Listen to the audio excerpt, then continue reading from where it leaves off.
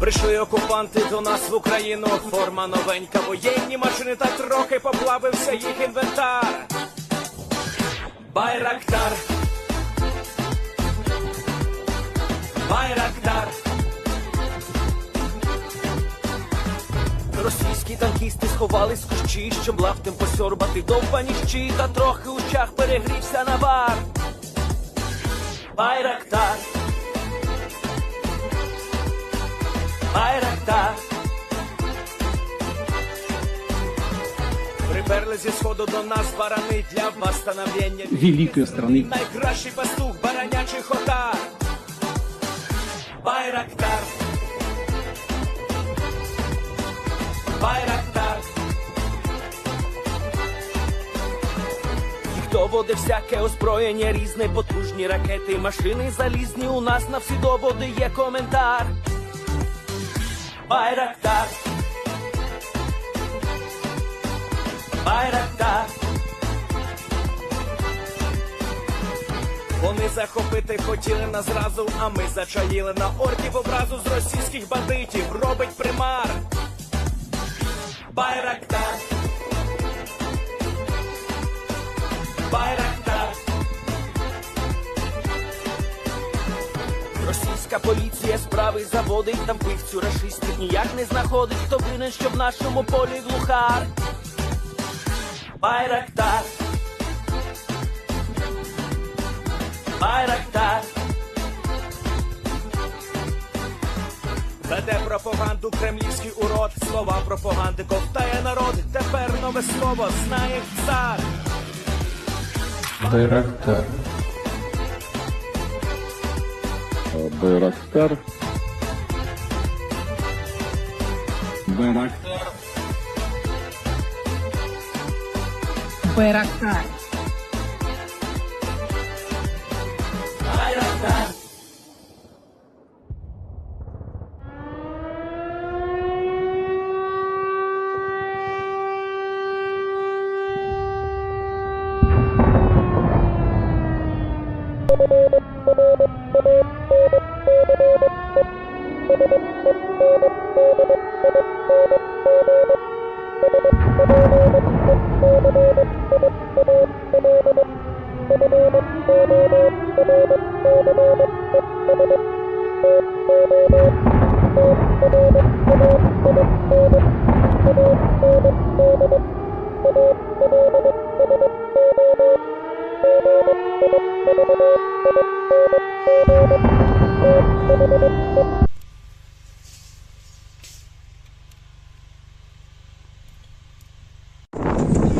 Yes. The Leaf Spring Army sends its regards.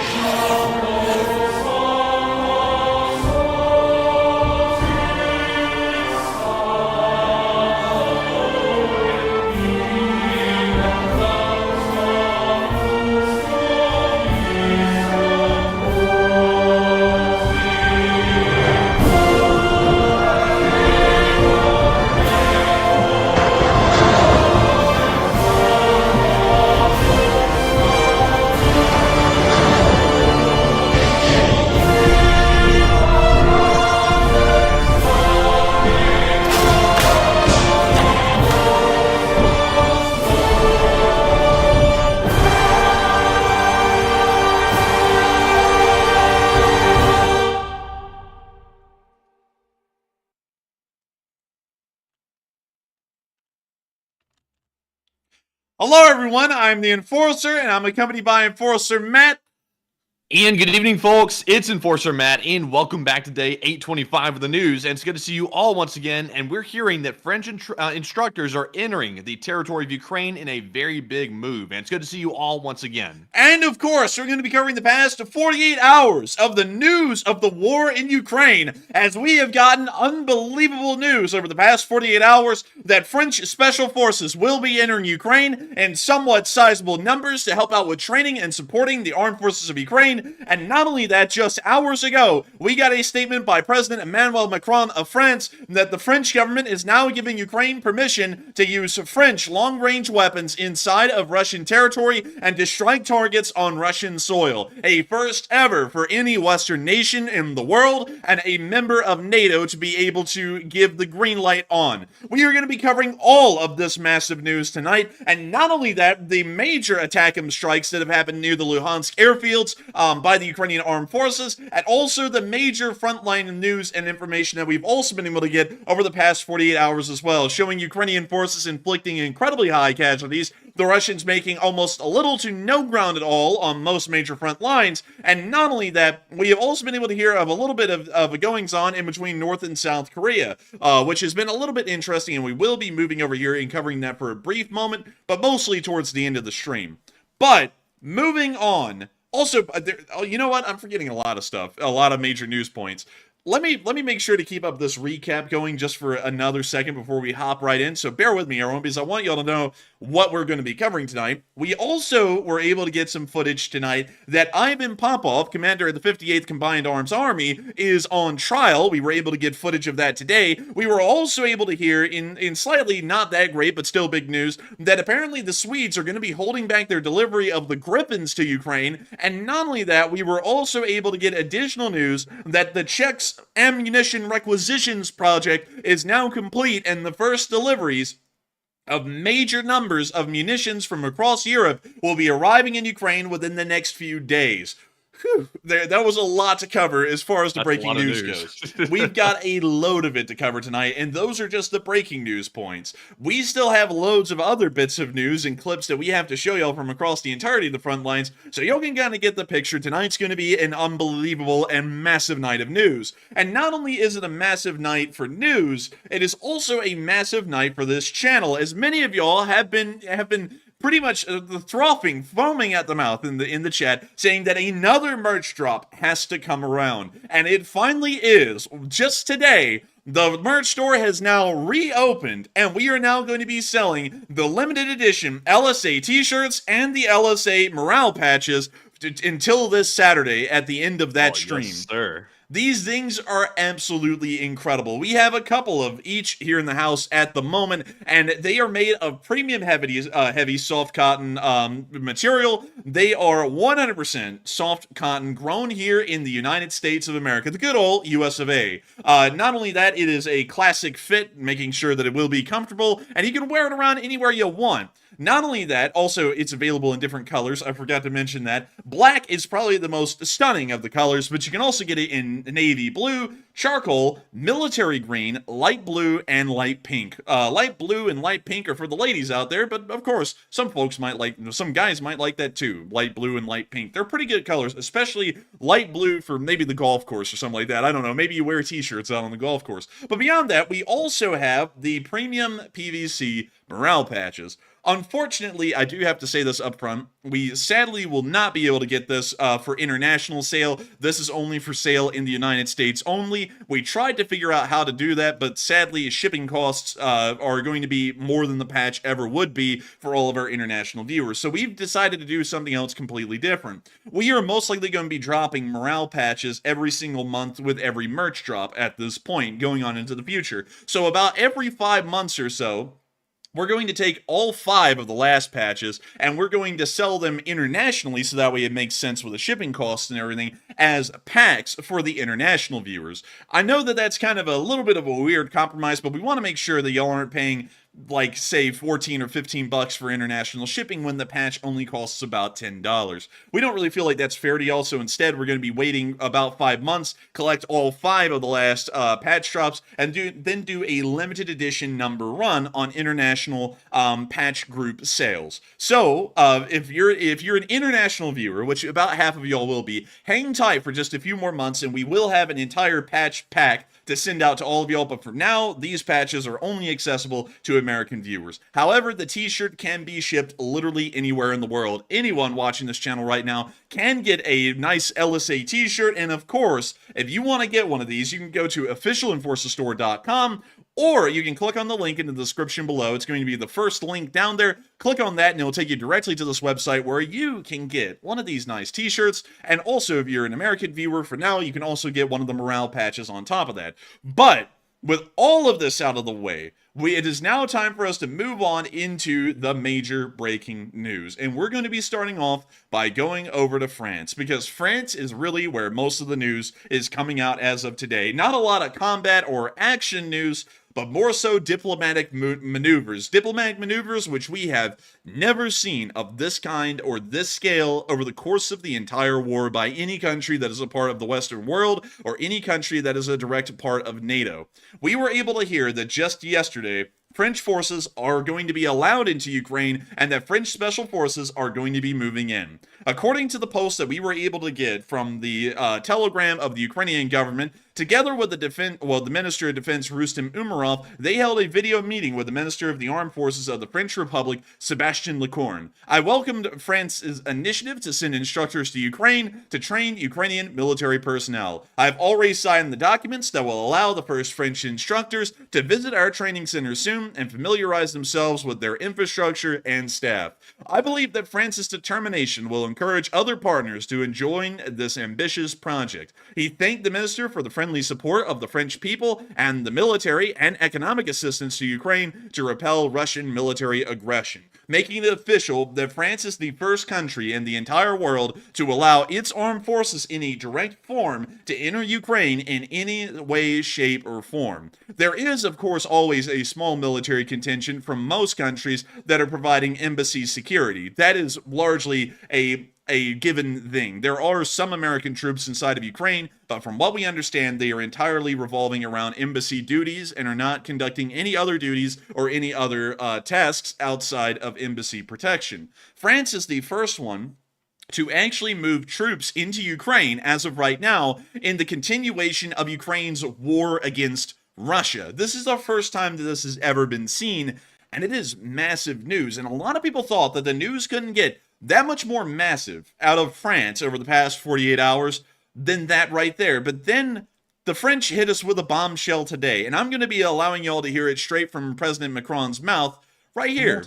I'm going to let y'all see the video first in its actual native language in French, and then I'm going to read over the subtitles in a second run of the video, so that way everyone who may be listening but not watching can also know what Macron said. So here's the clip. Le sol ukrainien, oui, est attaqué, de fait, depuis des bases, et qui sont en Russie. Alors comment on explique aux Ukrainiens qu'il va falloir protéger ces villes, et au fond tout ce qu'on voit en ce moment autour de Kharkiv, si on leur dit vous n'avez pas le droit d'atteindre le point d'où sont tirés les missiles? En fait, on leur dit on vous livre des armes, mais vous ne pouvez pas vous défendre. Donc nous, on reste exactement dans le même cadre. On pense qu'on doit leur permettre de neutraliser les sites militaires d'où sont tirés les missiles, et au fond les sites militaires depuis lesquels l'Ukraine est agressée, mais on ne doit pas permettre de toucher d'autres cibles en Russie, et évidemment des capacités civiles ou d'autres cibles militaires. Now, I'm going to play the video with it muted and just read the subtitles so that way everyone who is listening but not watching can also know what Macron said. This map shows you that Ukrainian soil is in fact under attack from bases in Russia. So how do you explain to Ukrainians that will be necessary to protect these cities, everything we see this time around in Kharkiv, if we tell them you are not allowed to reach bases from where these missiles are fired? In fact, we tell them, we deliver weapons, you mustn't defend yourselves, so we stay exactly within the same framework. We think we owe it to them to neutralize military sites from which the missiles are fired, and military sites from which Ukraine is attacked. But we must not allow Ukraine to hit other targets in Russia, of course, civilian targets, or other military targets. And the clip ends right there, but this is a bombshell statement by Macron.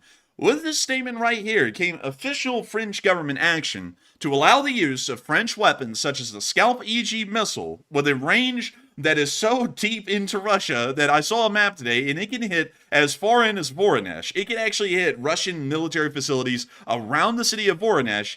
That this is going to be an actual legit game changer on even the military level, not just the diplomatic level as far as Ukraine's relations with the Western world and their efforts to help out Ukraine. This is going to be massive just for Ukraine going forward in the war. Because now, Scalp EG missiles aren't just limited to strikes happening inside of the area of Crimea at its farthest reaches near the Kerch Strait and also the port of Sevastopol, which is really what they've been relegated to because those are the only targets that are really out of Ukraine's reach that either ATACMS cannot hit or any other kind of weapon system. So going off of that, not only did French Special Forces instructors now enter Ukraine as of today, but now the French weapons that are already there can now, at this point, from here on, strike Russian targets inside of the Russian Federation on Russian soil. This means that is crazy, honestly. You know, something that doesn't really make sense about this, though, is France tends to sort of like not necessarily be friends with the Chinese, but it seemed to sort of like lean the Chinese direction a little bit. And considering how China is supplying dual-use goods to Russia to fight the war in Ukraine, it's kind of weird that France is sort of taking this like quasi like help Ukraine and also kind of like stay good with the Chinese at the same time. They're playing almost like a European like Turkish middleman game right here with that. But that's a huge move, by the way, letting them have those weapons to use like that. I would be honest with you, Matthew. I see where you're coming from with that. I think this was once again France's attempt to create a mini sphere, kind of like Turkey is trying to do Turkey things and create, excuse me, a incredibly small sphere. I choked on my spit, by the way. If any of y'all are wondering, that was spit. But they were trying to create a mini-sphere within the region of the Middle East, the southeastern area of Europe and the Balkans, and not only that, maybe even over in Central Asia. The French are trying to become the leaders of a new European sphere that is going to be almost a breakaway from the main Western sphere that we know of right now, that is led by the United States. And it does appear that the French are now trying to put forward a foot that shows that not only are they strong, but they can go forward and try and make trade agreements or even buddy up with other countries like China and put Europe on a footing that would help them out economically going forward. Although I'm not a big fan of anyone dealing with the Chinese, the communist Chinese, because they're not a country to be trusted at any level or at any point in time in any kind of dealings with them, whether they're in their infancy or their well-formed relations like the ones in between the United States and China right now. I would say that that's not a smart idea, but nevertheless, this is showing that France has an incredibly strong backbone at the moment, and it's a huge change from where they came from at the beginning of the war, because France was actually, along with Turkey, one of the biggest countries that was attempting to broker an early peace within the first 2 months of the war. Macron was endlessly going in between phone calls with Putin and Zelensky, trying to find ways where diplomatic teams from both sides could meet up and try and negotiate peace settlements to see when the world would appease both sides. And usually those meetings would then be held inside of Turkey. But France and Turkey were the biggest ones in attempting to try and make earlier pieces in the war, which never actually occurred. But now we can see that the French have learned that the Russians are not going to try and go down the route of peace, or maybe try and create some sort of a negotiated settlement with the Ukrainians. And so now, 2 years later, the French are now on the warpath to join Ukraine in this war effort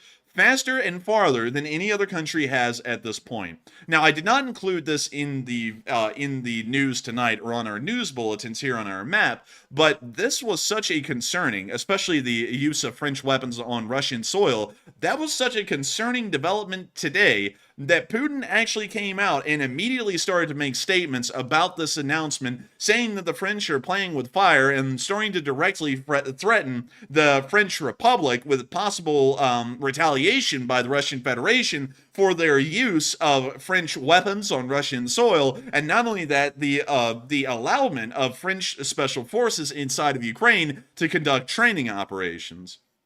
This is all very serious. And Matthew, I was just wondering, you know what? Now I regret that I didn't put this down because I believe it was in Uzbekistan when he made those statements. Do we have that on our Twitter, perchance? Putin's statements. Yes, we do. Let me go down and find him real quick. It was actually a statement, an oddly staged statement as well. He's like standing in the middle of a floor in Uzbekistan. You got it? Okay, Yeah, I found it. I liked it as well. Do we have one with subtitles though? Because now I remember why I didn't include it. It didn't have subtitles. Let me do some checking real quick, and let me see if I can spot one. And so we're going to see if Matthew can sort around and try and find this one with subtitles, because we do have the statement from Putin. It was literally made right when the French statement was made, about an hour or two later, which shows that this was setting off alarm bells in the Russian government. If the Russian government was not seriously concerned about the French provision of, the French allowance of their weapons to be used on Russian soil, they would have addressed this maybe a day or two later, but they addressed this almost within an hour or two after Macron made that statement, showing that this was something that was so severe for the Russian government, such a shock, as a matter of fact, that it was immediately relayed to Putin, and Putin immediately started to make statements on that publicly, and like Matthew said, almost in kind of a pre-scripted way. Like, they actually had him stand out there and answer questions just about the French allowance of Ukraine to use their weapons on Russian soil. And so hopefully Matthew can find one with subtitles. Go ahead. So sadly, I can't find one without the or with the subtitles. That is,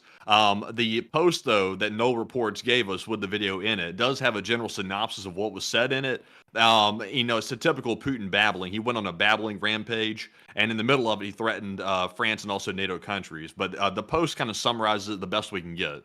All right, and so really quickly, this is the video. We'll play a little bit of it, although we don't have the subtitles, so I'm not going to just play it with no context, but I'll read y'all what Noel Reports put out about Putin's statements on the French allowance of their weapons to be used on Russian soil. They should be aware of what they're playing with. Putin responded on the current debate to allow Ukraine to strike within Russia with Western-supplied weapons. And keep in mind that while this was saying Western-supplied, this statement came out right after the French said they would allow their weapons to be used on Russia. During a press meeting in Uzbekistan, most likely within the capital of Uzbekistan, which would be, I believe it is, where in the hell is the capital of Uzbekistan? Okay, so I know Ashgabat. I don't even know what the capital of Uzbekistan is. It's not even really showing up on the map, because that's where he was. Oh, wait, Tashkent. There it is, right there. So while he was there, in Tashkent, in the capital of Uzbekistan, he made this statement. Putin said that NATO representatives, especially in Europe and elsewhere, should be aware of what they are playing with when speculating about the possibility of strikes with precision weapons on Russian territory. He emphasized that the constant escalation of the conflict, including strikes on peaceful city quarters, would lead to serious consequences. Now, I'm going to play a little bit of this clip, although we have no subtitles, to show y'all Putin actually saying the exact words that we just summarized. Другие системы, например, такие как ATACMS, да, тоже на основе космической разведки готовятся, формулируются, доводятся в автоматическом порядке до расчетов соответствующих. Они могут даже не понимать, что они вводят. The look on their face pretty much sums it up. Dude, this guy right here looks like he's getting flashbacks of the Tucky G Putin interview. He's like, oh God, not again. He's like, I'm about to be here for an hour. He's like, I'm going to be stuck here for an hour. Also, like, when Putin is talking right here, this watching the speech earlier today made me realize how full of himself that Putin really is. Like, the way he's, like, behaving and his, like, whole mannerisms, everything, indicates that he is so full of himself. And he thinks what he's saying is, like, God's word, basically, what he's saying. It's sick. It really is sick. And honestly, he probably thinks that. I mean, he's got... I would say, Matthew, he's got, like, the YouTuber complex, you know? Like it's like he immediately starts to think that because people listen a little bit to what he says, he's all-powerful and all-knowing. It's kind of like that, you know? It really is. And speaking of which, this channel is a psyop, by the way. I feel obligated to say that because JBiz put that in the chat, and it's true. But anyways... это задание, готовятся не украинские военнослужащие, а представителями стран НАТО. Ну так вот, эти представители стран НАТО, особенно... We're going to cut this right here because we don't have subtitles for this, but Matthew does have a point. Look at how he acts and like his body language. It's incredibly full of himself and very weird to see. Well, it's not really weird. That's normal for him. But it's weird to see someone act like that But nevertheless, this is showing that the Russian government is taking a serious concern to what French weapons could do. And there is a lot that they can do. And I'm not just saying that to make it sound like this is a big deal. Everything that has happened in Russia so far against Ukraine is now a threat. Russian Iskander launchers, ground-based Iskander launchers, could be stricken and destroyed at their launch sites. Not only that, military bases near to the border could also be stricken and destroyed. Russian staging areas that we're starting to see pop up in the area of Gryvron and Sudza, which we will be talking about a little bit later in stream, although I don't have a marker for that, could possibly be stricken and destroyed before they moved across the border, if they ever will.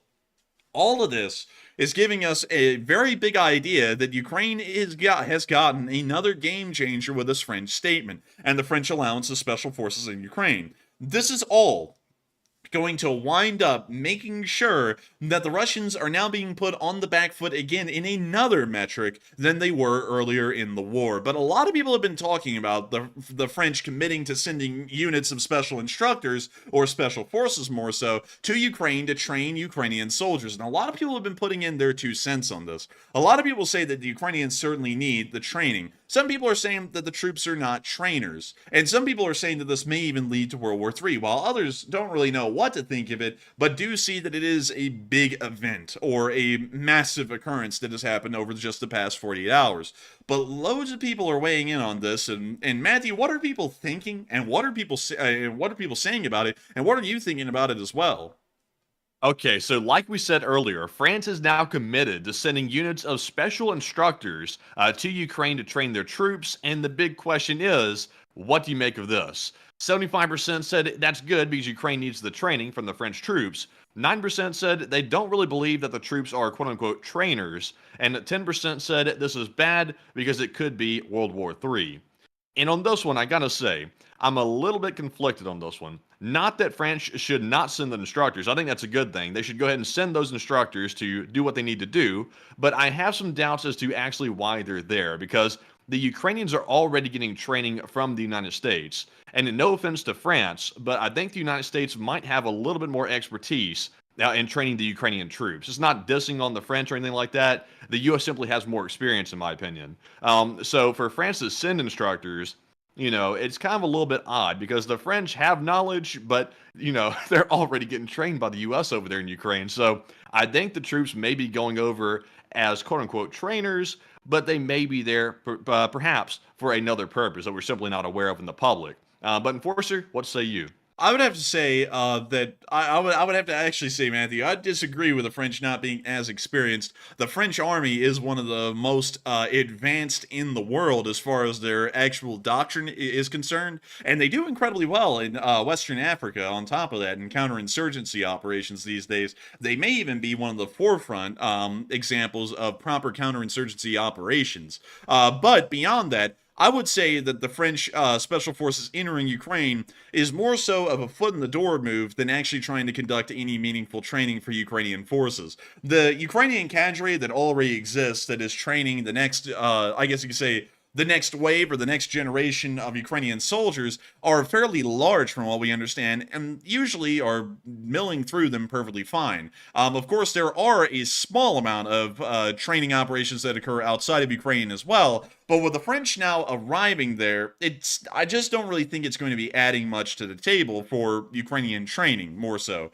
What I would say it is, however, is it's almost the U.S. entry to the war in Vietnam, because many people will remember, if you know a lot about Vietnamese history, is that when South and North Vietnam began to form after the collapse of the French the French occupation, or really the French defeat at Dien Bien Phu, it was known that South Vietnam were going to become a thing, and because of that, the United States, under the Eisenhower administration, started to send a small amount of U.S. troops into South Vietnam as military advisors to, and I quote, help train and develop an armed forces for the Army of the Republic of Vietnam, and also any other necessary training or any kind of additional instruction that may be required. It was something along those lines, and a small amount of U.S. instructors started to enter Vietnam around 1954. Fast forward a few years later, and that number started to massively increase. increase, especially after the moving on of the administrations from Eisenhower into Kennedy. And under Kennedy, the amount of U.S. advisors, as they were called, in Vietnam started to rapidly grow into quite large numbers. It went from, I believe it was around 6,000 to 7,000 U.S. advisors were inside of South Vietnam during Eisenhower's administration, and it was usually kept around that number, to then during Kennedy's administration, it started to go up into the tens of thousands. I believe by the time he died in 1963, the amount of instructors, as they were called in South Vietnam, was somewhere close to 60,000. So it was an incredibly large number. Then, after that, in 1965, U.S. forces would finally engage in their first battle against the Vietnamese, which battles were already starting to occur as skirmishes more so in very smaller numbers in late 1963 and 1964. But in 1965, at the Battle of Vai Dring, that was when U.S. forces and the 7th Cavalry would first engage the Vietnamese forces, the Viet Cong, and I believe the People's Army of Vietnam, the PAVN, and they would finally end up engaging in their first battle. And that's when the United States went from having quote-unquote instructors in Vietnam to combat personnel in Vietnam. That's when the switch happened. But getting instructors there was kind of getting the foot in the door to start moving actual forces in and start fighting on the side of South Vietnam. And it appears that this may be a French attempt to do the same thing. With instructors entering Ukraine, Now the line in the sand is going to be moved back by the Russians, and they're going to slowly start moving more and more quote-unquote advisors into Ukraine until there's such a large amount that it may as well be an entire brigade or multiple brigades, maybe even a division-sized force that is inside of Ukraine. And once it reaches... I think you're right. I think you're right, because if you really think about it, if one country, for example, France, wanted to go into Ukraine and put their troops on the ground, they're never going to say outright, we're putting our troops in the fight and we're going to go fight Russia. They would never say that, because countries simply don't do that. Just like Russia, when they planned on invading Ukraine, they said it was a quote-unquote training exercise, and that's why we have speculation that maybe that China surrounding the island of Taiwan is perhaps not a training exercise as well, because countries never call a spade a spade. They always say it's something else, and then they go in and do the complete opposite. So I think you're right, Enforcer. I think this could be an analogous to the Vietnam situation, because if you could really like imagine in your head how France would go about doing this, like putting troops on the ground, this is basically how it would probably look if I had to take a stab at it. I would certainly agree. I think this is certainly what we could call the foot in the door. Like if we were to make the Ukraine war into multiple chapters, the last chapter just ended, the battle for U.S. support. That chapter is now ended with U.S. support resuming. We're now entering a new chapter, which you could pretty much call a foot in the door, as France and other Western countries are going to start putting their foot in the door and start moving their forces into Ukraine in larger and larger numbers as these next months pass. I have a feeling as well, because this is usually how things would unfold, that if the Russians either deliberately or even unknowingly end up striking anywhere near French forces or French instructors in Ukraine and either wound or kill them, France will use that as an excuse to start moving even larger numbers of instructors, or as they would most likely call them, defense forces into Ukraine to set up defensive perimeters around the training sites to protect the instructors that are there, which once again leads into the foot in the door premise, where they're starting to build up forces in larger and larger numbers, until eventually the forces are large enough in size that they may even dedicate them into actual frontline operations in some specific front line in Ukraine. One thing I want to make clear, though, is that the French will probably never move unless if they got directly involved in the war and openly became I guess you could say a belligerent on the Ukraine side in the war. They will probably never move enough forces, even at the peak, to cover every part of the Ukraine line along with the Ukrainians. We would probably see a focalization of French forces either somewhere in northern Luhansk, the central area of Donetsk, or in the Zaporizhia front line. Or we may even see that the French use a large amount of their logistical abilities, which are far more refined than Ukraine's, to be able to open up a brand new front crossing the Dnipro River within the Kherson Oblast. Although I have a feeling that would be highly unlikely, although the French government and the French armed forces would certainly have the ability and the proper amount of supplies to be able to execute an objective like that. So we would have to wait and see what the French would do, but that's what I'm believing we're seeing right now, is that this is most likely having nothing to do with training and is more of a getting a foot in the door kind of a deal. And so with that, I hope that does address that premise fairly well and also cover what a lot of y'all are saying and thinking about this. But not only that, we got other major news from the rest of Europe, hearing that the Czech Shell Initiative will have its first shells arriving to Ukraine here in the very near future. They said that they will be receiving their first batch of shells from the Czech Initiative in the coming days, which is incredibly good news to hear. But on another flip note, we have also been able to hear that the Swedes, through some odd diplomacy that is happening right now in Europe, are going to be suspending their transfer of Gripens here for the near future. According to the information we've been able to find, according to the Minister of Defense of Sweden, Paul Johnson, he said that the other countries of the coalition persistently asked us to wait with the Gripen system. This is due to the fact that now the main attention is paid to the implementation of the F-16 system. So that is incredibly interesting to hear. Idea. Like that's just terrible. When I saw that earlier today, I was thinking in my head, why would the Allies, after dragging their feet on the F-16s, tell Sweden to cancel the Gripen transfers? You know, why would we want to put all of our eggs in one basket? It's like if they could get the Gripens, which I think they're already familiar with that system, aren't they? Like in Ukraine? I think so, yeah. Yeah, they're already familiar with the Gripen. Why not send both? Why do we need to cancel the Gripen and just send the F-16? Because, you know, if there's another holdup with the F-16s, people are going to be griping, no pun intended, why didn't the Gripens get to Ukraine? Because they could have been using those instead. So it's just kind of weird to me. I find it incredibly weird, too, and I was about to get into that. I don't like the idea of this, and it sounds as though, according to the Swedes, and we haven't been able to get confirmation from other governments that are most likely involved in this, it sounds as though a lot of European countries are putting pressure on Sweden to stop the transfer so that way they can hold the limelight for a little bit in being the ones to come to the saving of Ukraine. And I don't really get that, because what does it matter? I don't even know what the actual purpose behind this would be. And it's also not like the Ukrainian Air Force is logistically incapable of introducing both systems around a similar time frame. It only requires more pilots and even less ground crews to introduce the Gripen than it would with the F-16. It takes less training, it's less costly, and not only that, it would be a lot more easier to introduce the pilots, as the Ukrainian pilots have already been trained a long time ago by Sweden itself on the use of the Gripen aircraft and the systems involved with flying this plane. So it's incredibly weird to see that countries would not want to see it transferred into Ukraine, and at the moment, it is entirely unknown what the real reason behind that would be, but hopefully we'll be able to get a little bit of more news or info on that in the future, but a little bit of a downer. But still, we have the big news that the European nations that are going to provide the F-16s in the form of, I believe, the Netherlands and Denmark will be delivering their F-16s to Ukraine here in the very near future. It may be just a few days or a few weeks away at this point, but we will see Ukrainian F-16s inside of Ukraine.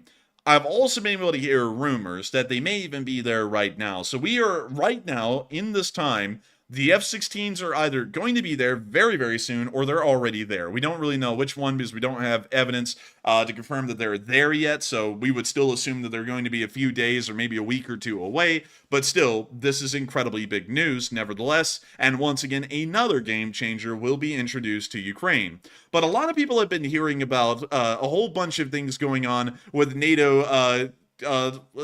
Well, let me try and rephrase this a better way. Should NATO continue threatening Russia with troop deployments or remain secretive about moving our Western forces into Ukraine? And a lot of people have had many different kinds of ideas on this, because the French moves today are huge. I mean, our thumbnail and our title are all about what France is doing. It's really a first of its kind for any Western nation out there right now, the first to the punch, really, for the most part. And a lot of people are saying that the West should continue these public threats because it starts putting pressure on the Russians diplomatically and allows us to have a stepping stone in the steps leading to escalation. Some other people have said that they should only discuss it in private only and quietly move their troops into Ukraine. Some people say that it just doesn't really matter either way, and some people are a little unsure. But Matthew, what are people really thinking about this, and what are you saying about it as well?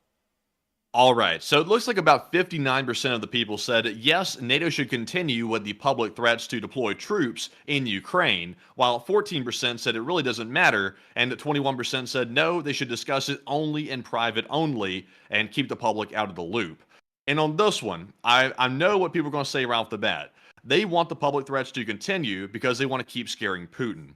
But the catch is, though, that's not really scaring Putin, in my opinion. All that's doing is causing him to have more propaganda to be able to rally up the Russian people and say, look, I was right the whole time. NATO's trying to encroach on our territory, and now NATO's going to put troops in Ukraine, and I was right.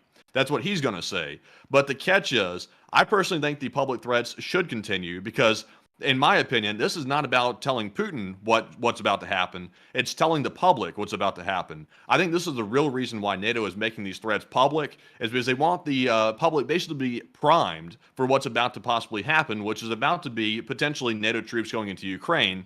It's all about priming the general population of what could be happening in the future to try to go ahead and drum up support for it if there is any and see how the public's going to react. So I think that's the real reason for it, and I'm with the 59%. But Enforcer, what say you? I would have to say that I'm with the 59% that the public threats should continue, and also public announcements should continue, because a lot of people are saying that it's an OPSEC thing and that this should not be brought up publicly, and there is a point to say that. However, there is also a point to publicly mention these things and pretty much put the Russians on notice that this is either in the works or it's going to be happening, or it has happened. And the reason why is because of the fog of war. And a lot of people know that the fog of war can be a beneficial thing or it can be a detrimental thing. It's kind of a double-edged sword as far as that goes. And in my opinion, in this single instance, considering that this is more of a diplomatic maneuver at this point, it would be better to make sure that this is publicly stated and mentioned. Even if the forces are moving in, it'll probably be better to say it. Because if we move forces into Ukraine in secret, because I'll let y'all know this in advance, the Russians already know if our forces are going to be going into Ukraine or not, because they do have a pretty large agent of networks and spies, and while they're almost constantly getting arrested at this point, they are still in the area of Eastern Europe and also spread out throughout the entirety of Europe. That's why every once in a while you find out that the helicopter pilot that defected to Ukraine got his brains blown out on the eastern coast of Spain. That's also why years ago when we went on vacation to Britain, like the only time we ever left the United States, we literally drove past a park in the town of Salisbury, which is right over here, and as we were driving by, 2 British double agents that had been retired were assassinated with Novichok or some other kind of an odd chemical agent in a park that we were driving by right when we passed. Russian agents... Oh yeah, they went and smeared it on his face too over there in Salisbury. I remember that. I think they opened up a box and it like popped out in their face or something. The rubbing on the face thing, I think, was Kim Jong-un's brother or something in Asia, maybe. Oh, they did the Jack in the Box on these guys. They yeah, put the number on him. But beyond that, the Russian agents are everywhere, and it doesn't really take a lot to gather intelligence or information either. It just takes a couple of Russian agents near to the border of Ukraine to watch a group of, say, French VABs start driving across the border, and they know that those forces will already be in Ukraine. But the thing is that they don't know what they're doing in Ukraine, and they don't know how many of them there really will end up being in Ukraine. And that will start to cause a lot of fear from the Russians. And that fear could start to compound. The Russians could start thinking the French are building up for some kind of an assault on Russia. Let's strike them now. And then they blow up those French forces. The French freak out because it's an absolute outrage. The Russians have already conducted a preemptive attack, and now everything's been thrown off the timetables, and now the French will have to go directly into the war and join it as a point to save face, and not only that, a point to defend their own forces and their own interests. So going off of that, it would be a lot better to make the public announcements of this, so that way this can continue on, but of course to word it in ways that work.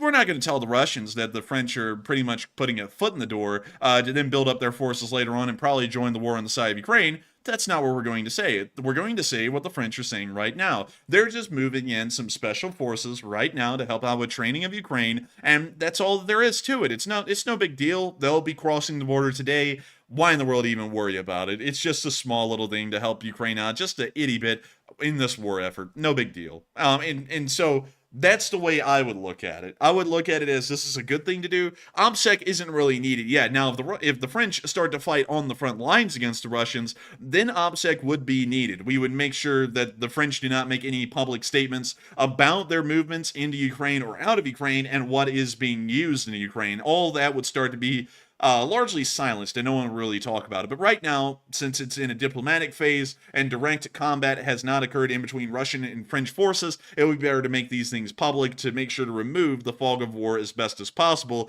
and stop any unnecessary escalation from happening, and to make sure that this is a controlled escalation on France's part and from the West's end. And so with that, I hope that does address that the best I can, at least in my opinion. And now I've got to move y'all into Russia, because many of y'all will know that Ivan Popov, it was just a few days ago, was arrested by the Russian government after he had been removed from his position as commander or general of the 58th Combined Arms Army, the army that is currently holding the southern area of the Zaporizhia Oblast at this moment, and is currently involved in the counteroffensive operations that the Russians conducted in lighter form around the area of Robotny just about a month ago. Ivan Popov was actually removed from that position in the middle of last year, in 2023. The reason why he was removed was because apparently he was a lackluster commander. The reality of the situation is that he openly criticized the lack of Russian logistical efforts and Russian incompetence on the higher command chain up towards the area of Gerasimov and Shoigu, and for this reason he was removed as the general of the 58th Combined Arms Army and has pretty much been relegated to a desk job since, until his arrest about a week ago. They have already moved to putting him on trial, and this trial is absolutely insane because we were able to hear the exact information about why he's being charged. According to Ivan Popov, his defense was that he was set up by his former superior general Gerasimov after he sold scrap metal to raise funds for the 58th Combined Arms Army because they weren't getting funds from the Russian government. So now he's on. You gotta love this. Like when I read this earlier today, I was reading. I was like, wait a minute, they're putting him on trial for selling scrap metal and claiming he stole the money from it. It's like, well, hold on a minute. It's like, I'm not saying the Russians are honest or anything like that, but it sounds very plausible that Popov's unit was so broke that they ended up having to sell scrap to try to make money to be able to survive. That sounds plausible. But you know, it's also plausible that Gerasimov has set this guy up because they're very traitorous and treacherous over there in Russia. And you can tell that look on Popov's face. He knows he's been like stabbed in the back and he's like screwed. He's gonna die. Like, it's very clear to me at this point. He's either gonna die in prison or before he even gets to prison, one or the other. But y'all gotta put this in mind. How bad is this of a look? Like, this is his defense. He said, the 58th Combined Arms Army was so poor, we started running a side operation by the orders of our superior general Gerasimov, who at the time was in charge of the entire Ukraine war's operations. He was the theater commander. We were told to sell scrap metal because our unit wasn't getting enough funds from the military, and now I'm being put on trial for this. That is an insane thing to say. Like absolutely nuts. And it most likely is true, actually. But this is still, I mean, absolutely nuts. And it also shows you that the Russian government at the time, because you know that the Russian government very clearly knew about what was going on with Popov and selling off this the steel. The problem is that they're fine with the corruption when they need it to happen for the government. But once someone falls out of favor with the government, they're going to come down and put the book on you, even for doing what the government told you to do. So he's practically screwed. He followed the orders of his commander. He shouldn't even be in trouble for that because he, of course, followed their orders. And it should be Gerasimov who's in trouble. But Gerasimov is still in favor with the Russian government. Popov isn't. And so they're going to have to make an example of him and put him in prison, much like many others who have been a victim of this purge. But here is the clip from the courtroom today showing Popov with his defense counsel and also some military police in the background. That's the smile of someone who knows that these are going to be his last few days on Earth. That's his lawyer over there? Yeah. Oh, dear. Man, he's smiling. He's like, I wouldn't even worry about it, man. You're going to get thrown out of the window in a few days. It won't even be a problem anymore. He said, I think we might be able to get the charge reduced to chipping out of the window instead of plunging out of the window. Also, this guy is pale. Like, he's pretty pale. Man, that lawyer's smiling like he's got the fix in for that guy. Man, he's about to get up. He's going to say, Your Honorable Judge, what is your name?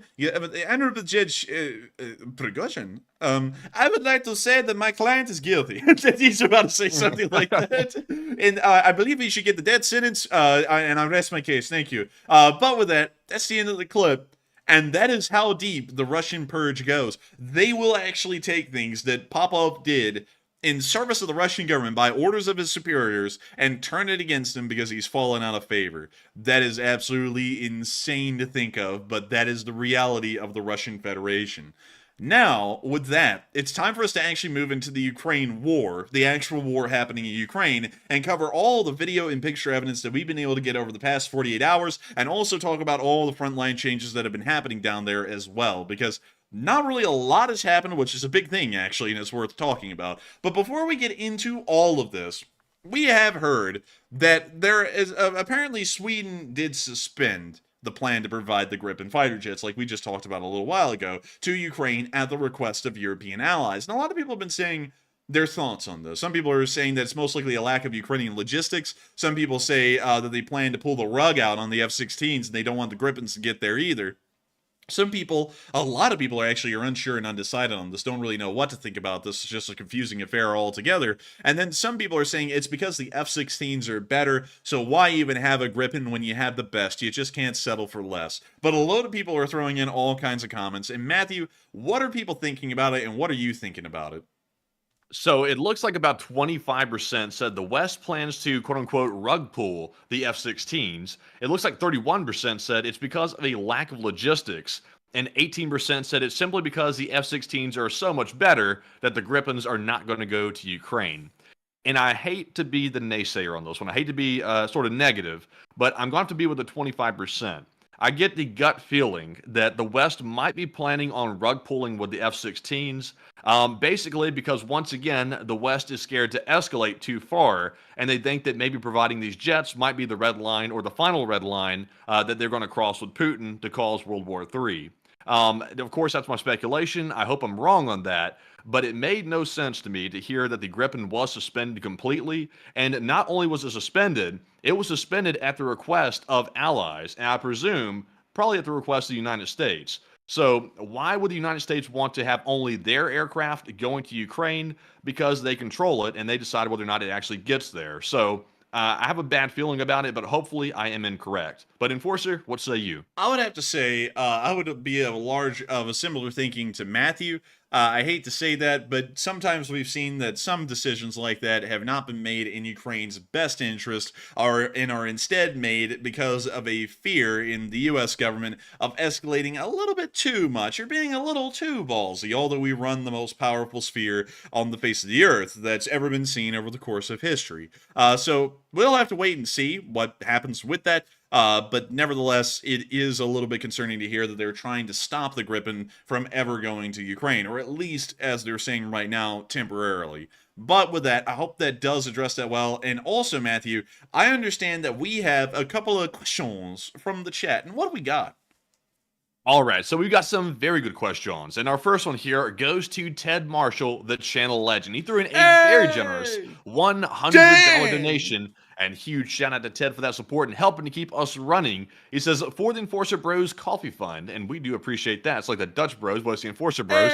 He said, thanks for all the hard work. And LSA, baby! And LSA, baby! And I gotta thank you so much for the support, Ted Marshall, and helping this channel to keep on running. And I gotta thank you for the unbelievable support to the Coffee Fund. Your support to this coffee fund helps us to make this thing possible, Ted Marshall. And if it wasn't for folks like you, we wouldn't be able to be hyped up on caffeine right now, running this show, getting to talk to all of y'all about the unbelievable news that happened today. I mean, it was big news from start to finish. And I got to thank you so much for enjoying this channel massively and helping us to make this thing possible, because if it wasn't for folks like you, we wouldn't be able to be here right now and covering this stuff. And so, thank you so much once again. Long live the Lee Spring Army, and put an LSA in the chat. And so with that, we are on to the next one, but thank you greatly, Ted Marshall, once again for being an absolute channel legend and an old guard as well. And with that, Matthew, what do we got next?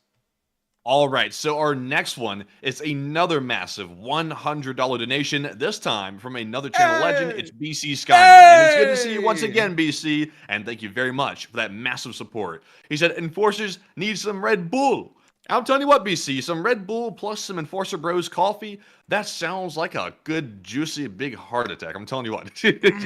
But thank you very much for the Red Bull. And we ought to get that tall boy Red Bull that the Ukrainians had, that the Terra unit actually had while they were flying those drones. That's what we really need. But Enforcer, what say you? Man, I'm telling you what, I got to thank you for the massive amount of support, BC Skyman. And thank you for supporting the Red Bull Fund. I don't drink Red Bull. I drank Red Bull for a little bit, but I'll be quite honest with y'all. Red Bull does a bit on the arteries, you know, like it starts to burn through them. So I decided that it would be more economical and more efficient long term to use more sustainable substances such as cold brew, because while it's burning my arteries, hey, at least it's a little smooth. like to be entirely honest, but still. Thank you so much for the unbelievable support as well, BC Skyman. That is incredible. And I got to thank you so much for supporting the Red Bull Fund and helping this channel to keep on running, helping it to keep rolling. Because if it wasn't for folks like you, we wouldn't be able to be here right now. We wouldn't have been able to be here for many days back in the past. And folks like you have always helped to make this channel possible. And I got to thank you massively for that. And also, thank you as well on top of that for just always being here almost all the time, unless if you're on a hunting trip, and then you always come back and you have incredibly cool stories to tell about hunting trips, but I love that. But beyond that, it's always great to have you here. We're so happy to have you here with us tonight, and we're so happy to have so many people here, because at the peak tonight, currently we have 8.8 thousand people on, which is unbelievable and truly incredible. But at the peak tonight, we actually made it up to literally just, I think it was like 20 shy of 10,000 live viewers. And it's absolutely incredible to know that we get to share the news, the massive news that came out today with all of y'all. And I love to know, BC Skyman, that you're one of the people who support this channel and help it to be possible for us to get news out like this to all of these folks, all of these tens of thousands of people, the 43,000 people who have watched this stream in just the first hour. And so thank you so much once again. I hope that does address that well. And also, really quickly, for all of the new channel viewers, because the numbers are so high tonight, there has to be plenty of y'all who are brand new. You're probably wondering, why in the world am I only addressing questions that came in super chats or addressing super chat comments? I will let y'all know up front that this channel is not a pay-to-play channel. You do not have to spend a single cent to enjoy your time here on this channel or to ask me a question or get to talk to me. We will never do that, and I find people who do that to be kind of questionable. However, this channel runs entirely off of viewer support. We do not have any ads running on these live streams, and we're never sponsored either. And so this channel runs without making really a single cent. So for us to be able to do this as a full-time job like we do, we require support from viewers who decide, and they no viewer is ever compelled or forced to, and it's entirely on their own will. They get to decide how much they want to support this channel, or if they want to support this channel at all. And thanks to them, we're able to keep this running 6 days a week, every single day since the war began. And really work 7 days a week, even when we're off on Mondays, not running a live stream. We're usually working pretty hard behind the scenes to get the next week ready. And so folks like BC Skyman, Ted Marshall, and everyone else that you're seeing up at the top of the live chat right now, or throwing in super chats, help us to make this channel a reality day in and day out. And for that reason, we always thank every single person who supports the channel in a super chat. And not only that, they also are prioritized in getting addressed first, because they're the only thing that really make this channel possible for everyone. And I owe them, and everyone owes them, a massive debt of gratitude and thanks for constantly supporting this channel and helping it to keep running, because they allow me and Matthew to do something that I only thought would be a dream back when I was in college many years ago and just doing my thing. I never thought I'd be able to talk about stuff like this as a job, but folks like BC Skyman make it possible, and Ted Marshall as well, and everyone else who's been throwing in super chats tonight. Every single one of them, both big and small, make it possible, so we address them first. But if you do have a live chat question, you just want to ask us a question, do not be discouraged. We do get to live chat questions near to the end of the stream, after we address all of the super chat questions. So yes, you can ask questions and have them answered without having to throw in a super chat, just in case y'all are wondering, for everyone who is new. But if you are new, also welcome to the Lee Spring Army, and I hope that you're here to stay. But with that, I hope that does address it well. Thank you so much once again for support, BC Skyman. And also everyone's laughing at many years ago. I know, that sounded so stupid when I said it was only like, it was like 1 year ago since I graduated, and about maybe 3 years ago. And 7 years ago. Man, I sat there and sounded like a really old person. I was like, many years ago when I went to college, when it was literally just a few years ago. But anyways, with that, I hope that does address that the best I can. And with that, we are on to the final question of the segment, and then we're going to be moving back on into the rest of the news. All right, and this super chat is going to go to Old Warrior, who's also a longtime channel legend, and he threw in a $50 donation. Huge shout out to you, Old Warrior, for that support. That is very generous, and thank you very much for that. He says, an F-35 has crashed just a few miles from me, just south of Albuquerque. And that is true, Old Warrior. I did see that post come out about a couple of hours ago. We do have some video of that. It looks like it took off right from the Albuquerque International Airport, and then it suddenly crashed for some unknown reason. The pilot, I was told, ejected, but was apparently seriously injured when he did eject, and the plane is obviously a total loss. And we're told it was the F-35A Lightning II multi-role fighter. So not really sure why that thing crashed, but considering that's one of our more advanced fighters, I'll be curious to know why that happened. But I'm glad the pilot lived. Hopefully he'll be okay after he gets attended to by medical personnel, but it sounds serious. But Enforcer, what say you? And I thank you so much for the support, Old Warrior, and that is true. We actually do have a little bit about this on our Twitter, although I didn't include this in the news tonight. Here is the crash of the F-35. It crashed right near, I believe, a county road somewhere out near Albuquerque. I don't have the exact coordinates for this, unfortunately, but we did also get to see a picture of the F-35. And what's very interesting about this is that it appears that the F-35 belly flopped onto the side of the hill inverted, because this appears to be the undercarriage of the F-35 instead of the top side. So it appears that somehow, somewhere during the crash, it ended up rolling over and then belly flopping onto the side of the hill. It looks like it also collided onto the hill at fairly slow speed, because surprisingly enough, the elevators, ailerons, and the main wings are mostly intact. Although the airframe is a complete loss, I do want to make that clear. Like, there's no way you would recover this F-35. It is now a write-off. But beyond that, it is very intact for the crash. The pilot was seriously injured, however. But I believe the U.S. Air Force is already launching, basically almost immediately launch investigations into crashes like this to figure out what happened. And God bless the pilot, because the pilot's going to be going through like 1 million forms on this crash and what happened. But still, this is something interesting to see, and it begs the question, why did the F-35 crash? We did see another F-35 have a front landing gear failure a little while ago, leading the pilot to panic and eject while the F-35 was on the ramp, and then the F-35 continued on. The engine was actually still on. It actually continued to just kind of like ferry itself off of the taxiway and then off into the grass nearby. So we will be trying to hopefully find out some additional news as to why this F-35 crashed, but things like this do happen every once in a while with aircraft. I believe the F-15 has crashed, and the F-16 has also crashed several times as well. Now let me actually go pull it up, because the F-15 is actually undefeated in air-to-air combat, but let me see if the F-15 has ever crashed. So, list of F-15 losses. Holy moly. There's actually a lot of F-15s that have just been lost from like crashes and accidents. And this is kind of my point of trying to kind of outline that this isn't, oh, look at America, it's pathetic, or the F-35 sucks. Because the F-15 is by far the best aircraft we've ever made as far as its actual service record goes.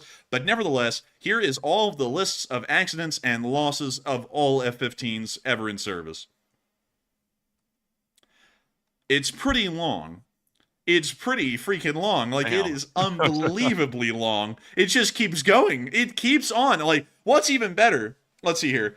Here we go. This is the one I was thinking of. A USAF F-15C of the 48th Fighter Wing, based in RAF Lakenheath, crashed in the North Sea off the Yorkshire coast while on a training mission. The pilot died in the accident. The cause of the crash was attributed to pilot error in a reduced visibility scenario. But you can nevertheless see, just as our most recent example in 2020 here with the U.S. Air Force, that flight accidents happen quite often. The F-35 will be no exception. Accidents will happen. Who knows what it was? It could have been an electrical fire that happened in the cockpit and the pilot ejected. It could have been a stall and the pilot ejected. It could be anything at this point. But unfortunate to hear that an F-35 was lost in the accident. But great to hear that the pilot is alive, although seriously injured. And hopefully he'll be able to recover from those injuries. But if his injuries are severe enough, sadly, his career as an Air Force pilot may have ended. But still, with that, I hope we were able to address that fairly well, Old Warrior, and thank you so much once again for the support and bringing up this side portion of news so that way we could talk about it on air, because it was a bit of an interesting occurrence that happened. But this is another thing. This is another thing I want to point out. It was an F-35 that crashed, and the F-35 is the Air Force's newest multi-role aircraft, so when it crashes, it makes headline news. But then you go look at an aircraft like the F-15, which has the best running track record combat-wise of any aircraft in the world. Literally, I think it's think it shot down 115 to 120 enemy aircraft and has suffered not a single loss in combat environments. But nevertheless, you can see that its accident spreadsheet is unbelievably long, and that's just how every aircraft is for the large part in military service or out of military service. Although I will say Boeing is a little bit of an exception, but I don't want to get whacked, so I'm just going to refrain from commenting on that. But nevertheless, I hope that does address it the best I can, and also show that it's not showing that the F-35 is a failure or has massive issues. It's just that it's like any other aircraft, and it will be subject to a loss or a crash here and there. But with that, thank you so much once again for support and helping this channel to keep on running, because folks like you help to make this thing possible. Massive thanks to you, Old Warrior, and I hope that I was able to address that the best I can. And with that, it is now time for us to move on from the question segment and on into the rest of the news, starting off in the Sumy area. And I'm going to give you all a quick little update. According to satellite information, we are seeing that there is a large Russian military buildup of at least an entire regiment, which isn't really that big. I believe a regiment is made up of several battalions, and several battalion. But you know what? Let me put this out there. A battalion tactical group of the Russian Federation or the Russian Armed Forces is around 800 strong, consisting of about 800 ground troops, 10 main battle tanks, and 30 armored personnel carriers, along with support vehicles in the HQ section and all that kind of stuff. But beyond that, several battalions, I believe it's something like 3 or 4 battalions in the Russian armed forces structure, make up a regiment. So right now we're seeing that there's about a regimental-sized buildup in the area of Gryvron and Suza, in both areas of the Sumy border region. But that means that there is maybe about, let me see, there's 3,200, about a brigade's strength, a Western brigade strength of forces in this area. But it doesn't really appear to be that concerning, just off the force size number. But we are seeing some buildups in this area, and it is something to be observed. But nevertheless, we did get to see that a Bodana today, a Bodana SPG, a domestically built version of the Caesar SPG from France, but with the Ukrainian flair, was stricken today by a Lancet drone from the Russian Federation. But the Bodana tanked the hit like a champ. Here's the clip. We can see the drone coming in right for the cab. And now it's actually trying to, I don't know what this thing is really going for, to be quite honest. I think it's going for the ammo storage that is right here near to the gun. But we can see it coming in and trying to line up right behind the cab, hitting dead center of the cab. We can see that the hit has happened here on film. And the Bodana just shrugged it off. The Bodana did not catch on fire. And the Bodana was not abandoned, according to the information that we have. It drove off after the film was over, about 5 minutes later. But still showing that every once in a while, an SPG can get a little lucky, and it can have a miracle. Meanwhile, moving on from that and into our location unknowns, we were able to see a picture from the brand new 115th Mechanized Brigade of the Ukrainian Armed Forces, using a T-64BV, a Soviet vintage main battle tank that is primarily used by the Ukrainian Armed Forces in the current conflict, with the Russian Federation using far less in number of the T-64. But nevertheless, we got to see the tank and the crew standing near the vehicle, and we also got to see the driver right there cracking a big smile as they drive around their nice main battle tank. Moving on from that little bit of news and on into our next bit, we also got to see some Ukrainians defusing a unexploded Fab 500. A 500 kilogram bomb is close to weighing about 1,000 US pounds, or 1,000 imperial pounds, if you want to put it that way. But beyond that, we got to see that they ended up having to defuse the bomb. The bomb is live right now while this is being filmed. They had to pull the fuse out of the front of the bomb, and to do this, they got out a water bottle and poured water over the fuse while they were unscrewing it to make sure that no sparks happened and the bomb didn't blow up right in their face.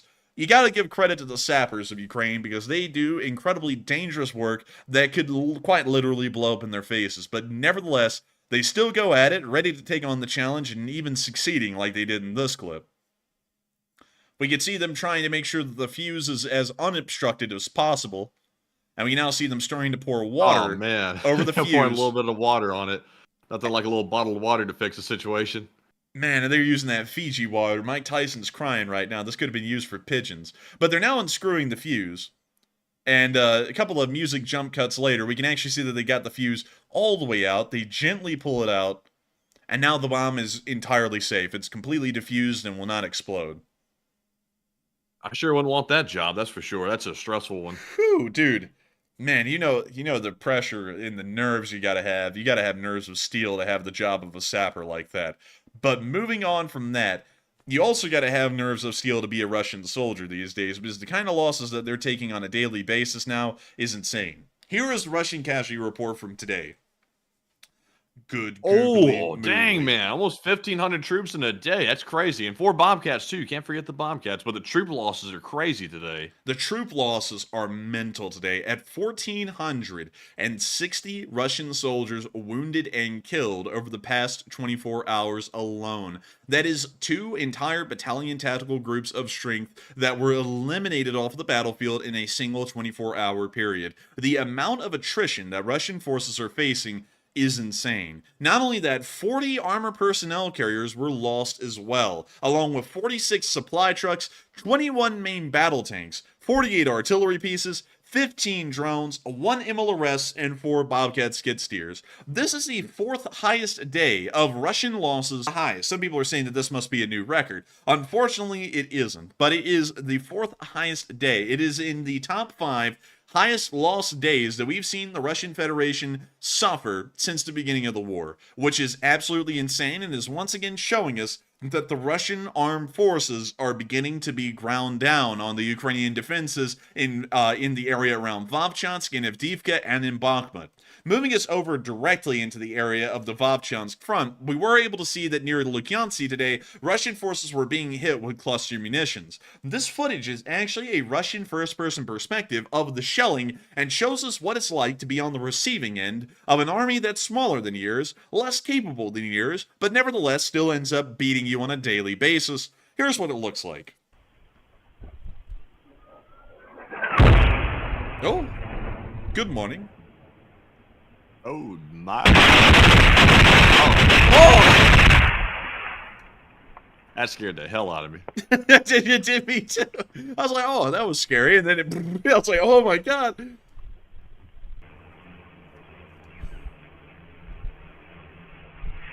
Man, this looks like footage from that nuclear test, like back at a Bikini Atoll or something. Yeah, kind of does, doesn't it? And I can't tell what these are, whether these are like star shells or something. I have no clue. I don't think it's phosphorus. Well, maybe it might be phosphorus. It's kind of starting to burn a little. Oh! I don't know what the hell this is. It looked like, honestly, like chaff, but it's exploding. I think ammunition's catching on fire in that dugout right now.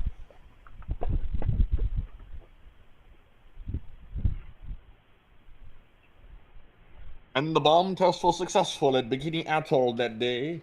Man, wait a minute, hang on. I want to get that picture of, what was his name? Cillian Murphy from Oppenheimer. You know, where he was looking like he was devastated. I want that picture right now for this.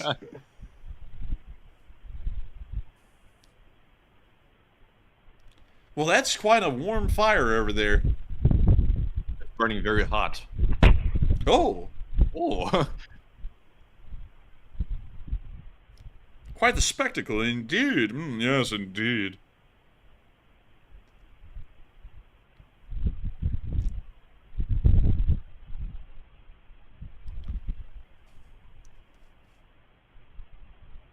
And the fire just continues to burn, but I think this Russian position did not have a great night, all things considered. But moving on from that and into our next clip, we also got to see a picture of Ukrainian forces in night vision. According to the caption, they ended up wiping out a Russian team in front of them before this picture was taken, but still, the pic goes hard. Feel free to screenshot. It just looks pretty cool. There's not much more to say about it than that. We also got to see a Ukrainian evacuation of a wounded soldier occurring near the area of Luhansk, 30 kilometers from Kharkiv, from a Ukrainian perspective. I'll sadly have to mute the clip because there is copyrighted music in it, and we want to make sure to keep this thing ad-free, so we're going to be muting this, but we can see them moving out. 1 second.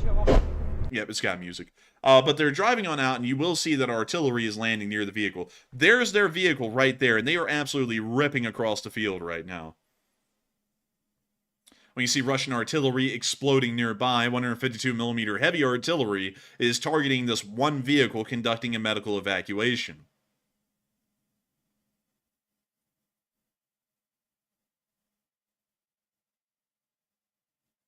And we see the vehicle now ducking into a tree to pick up the wounded soldier. And we now see them, the stretcher bearers, moving the wounded soldier towards the truck. And now we can see the car making its way back out of the area. Once again, this is close to Luhansk, but we can see 152mm shells once again landing around the area. And you can already see the vast amount of impacts that have already happened from Russian shelling in the area, seeing all of the craters. We can now see them hopping out of the vehicle. It looks like they're grabbing the wounded and loading them on. It looks like it may have gotten that a little bit incorrect earlier, but we can see more 152mm artillery landing nearby. We can now see that they've loaded the wounded into the van. They're all hopping in as shell fire continues to land nearby, and we can now see the truck trying to book it out of there and make its way out of the area into safety, saving the soldier and the evacuation crew with it. Also, that accuracy is piss poor, by the way. I don't know if anyone saw that. Like, they were hitting everything but the position they were aiming for.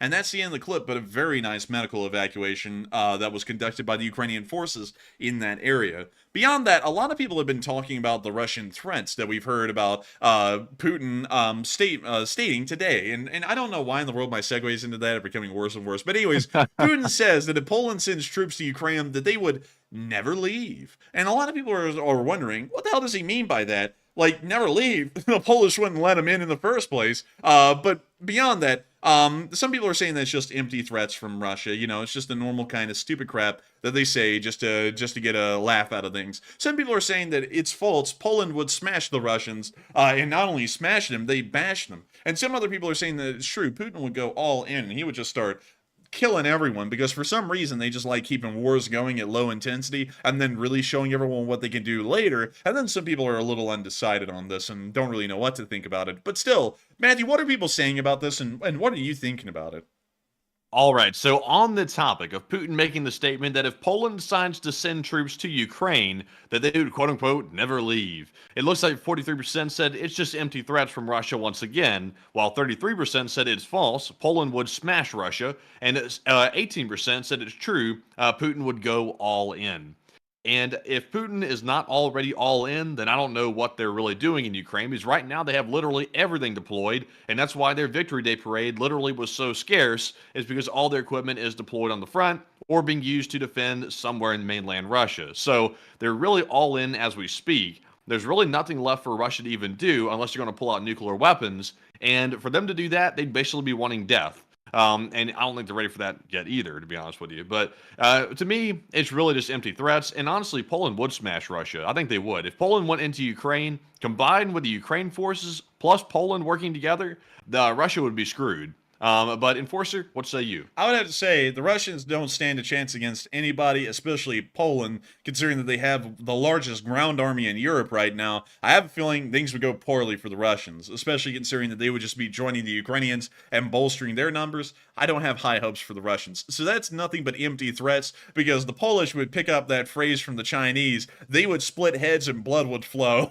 Like there would be no ifs, ands, or buts about that. Poland would mean business, and it wouldn't be the Russians really have this complex where they're like a grown-up fighting kids, like they can just beat up anyone on the block or something. It's like you can't even like I do not mean this in a demeaning way about Ukraine, but they can't even beat Ukraine, which didn't even really was never known for its military prowess after the collapse of the Soviet Union.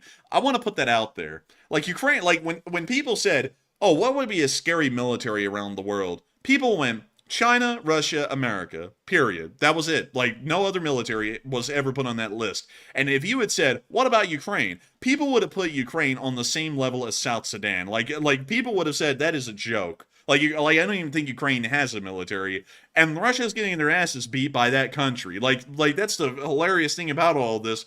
No one ever looks at Ukraine and went, wow, that's a really formidable military right there. I wouldn't fight them. They'd probably kill you. No one said that ever. Like, everyone said, oh, watch out for the Russians. They will kill you. They will curb stomp you. And now they're getting beaten to hell and back in Ukraine. So why in the world do the Russians think that they would be able to take on Poland, which has a military right now that's larger than Ukraine had at the beginning of the invasion of Ukraine?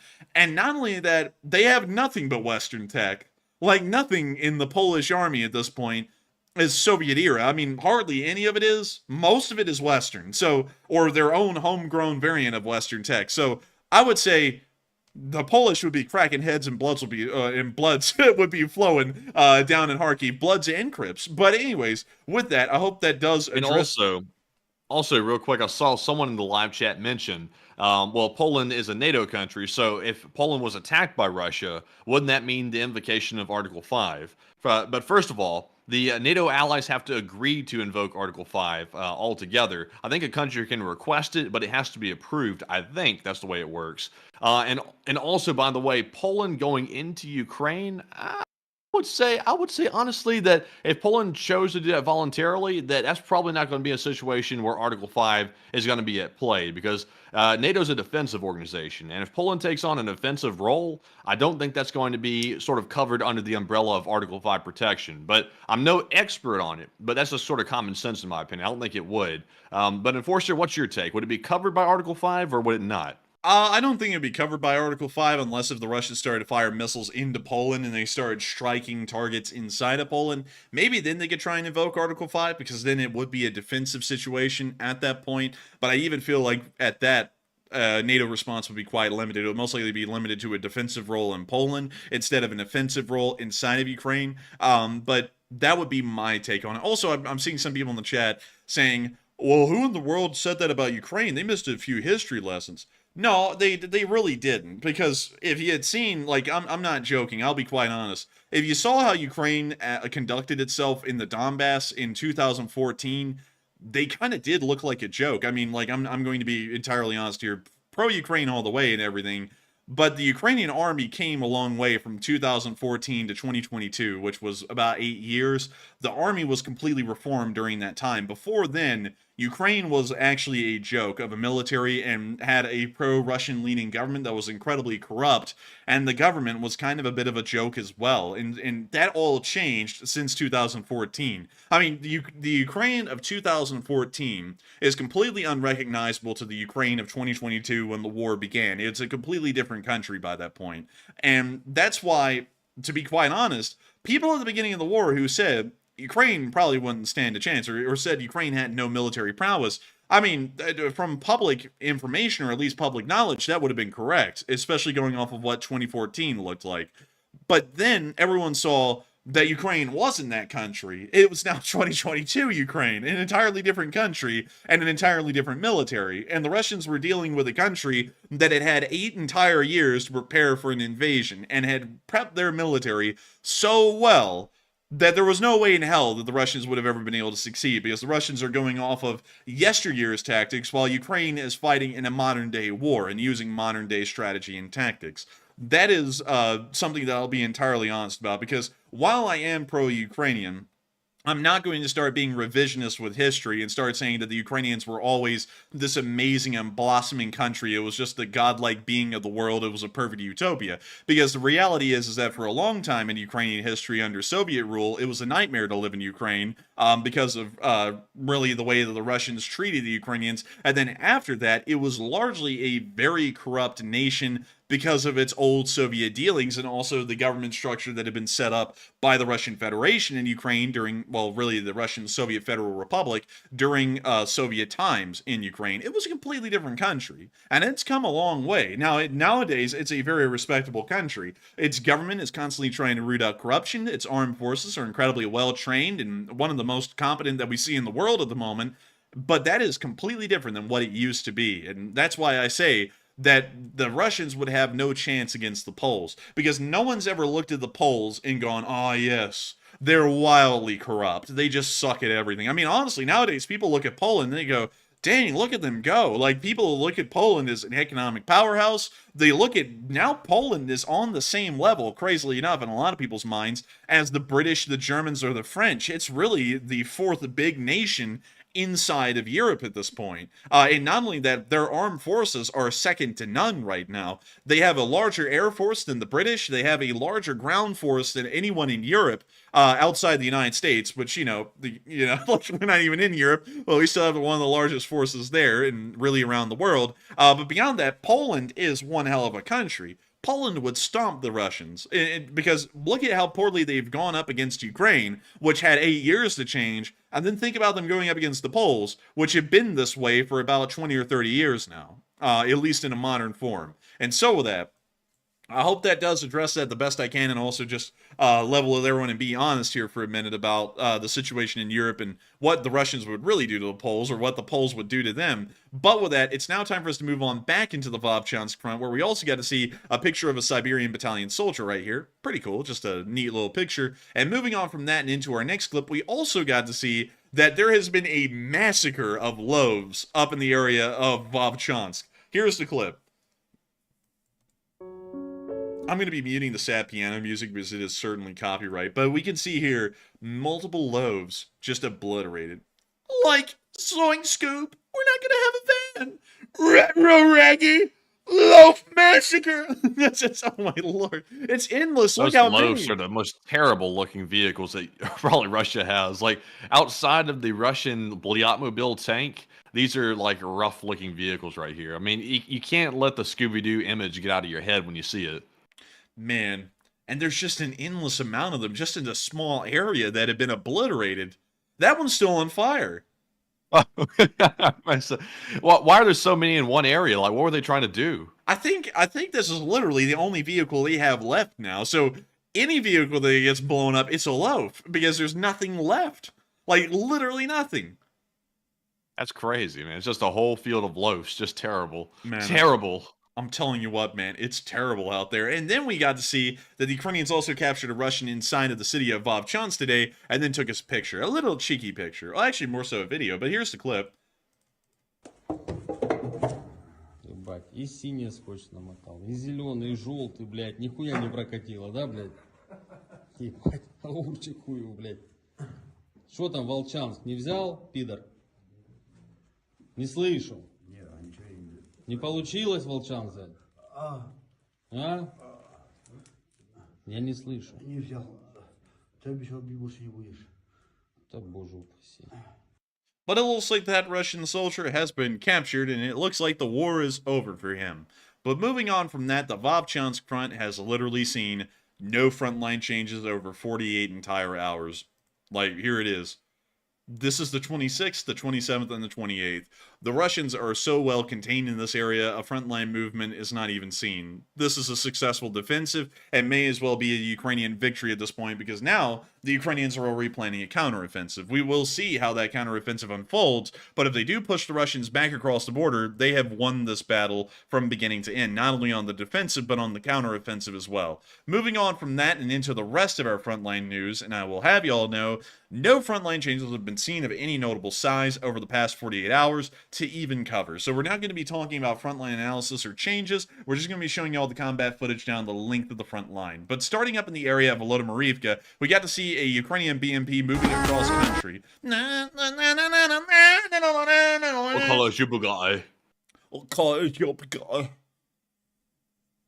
we see the BMPs on the move. Oh, dang, that one had a little gear shift back there. Man, this is some Alpha Chad stuff right here. That music's fitting. And I like it when bots just come in here and say, bullshit. It's like, about what? It's like, you gotta at least say what it was. It's like, get out of here. Man, oh yes, the war crime of restraining POWs. Oh yes, the crime against humanity of putting someone in handcuffs when they're under arrest. What's the point? Like, what's the point of that? But anyways, moving on from that and into our next clip, a little bit further down the line, we also got to see the Kremenna Forest as it stood today, which was a little eerie, I'm not gonna lie. I mean, it's a little ghost. Oh, this is so creepy. This is so creepy.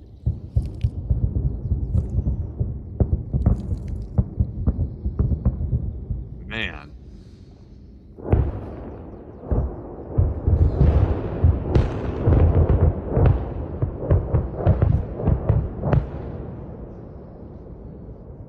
I'm telling you, after 2 years of fighting in there and all the deaths on both sides that have occurred, that forest right there is like definitely haunted. Like, no way it's not. Oh, certainly, man. Like, no doubt. But Man, it is horrendously nightmarish out in the Severonsky Forest in the morning.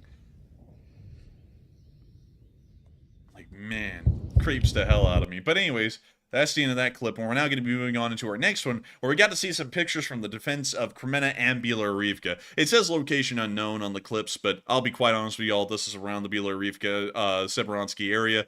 I just know, just trust me on that one. It's from there. Pictures look like they're from around this area. But still, we can see them doing their thing in the trenches and just giving us a couple of pictures of what this area is looking like right now. But moving on from that and down the line towards the area of Bakhmut, we got to see that 5 D-30 howitzers were destroyed in this area today. We can see them coming in on D-30 number 1. Boop. It's gone.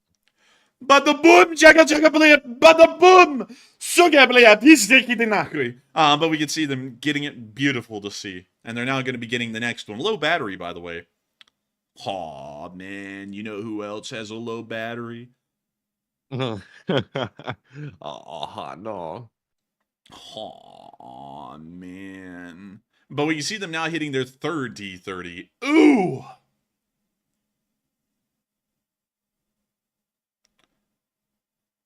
And then we can see another one, a 4th one, getting hit.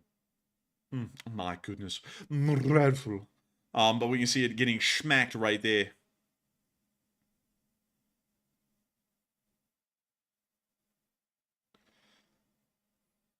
And we see another one coming in. And bada boom! And that is, I think, number 5, boy. And it is number 5. And this is end of clip, but beautiful to see. Meanwhile, behind the lines, we also got to see this interesting little orb. I wonder what that is. Oh, it's a UFO.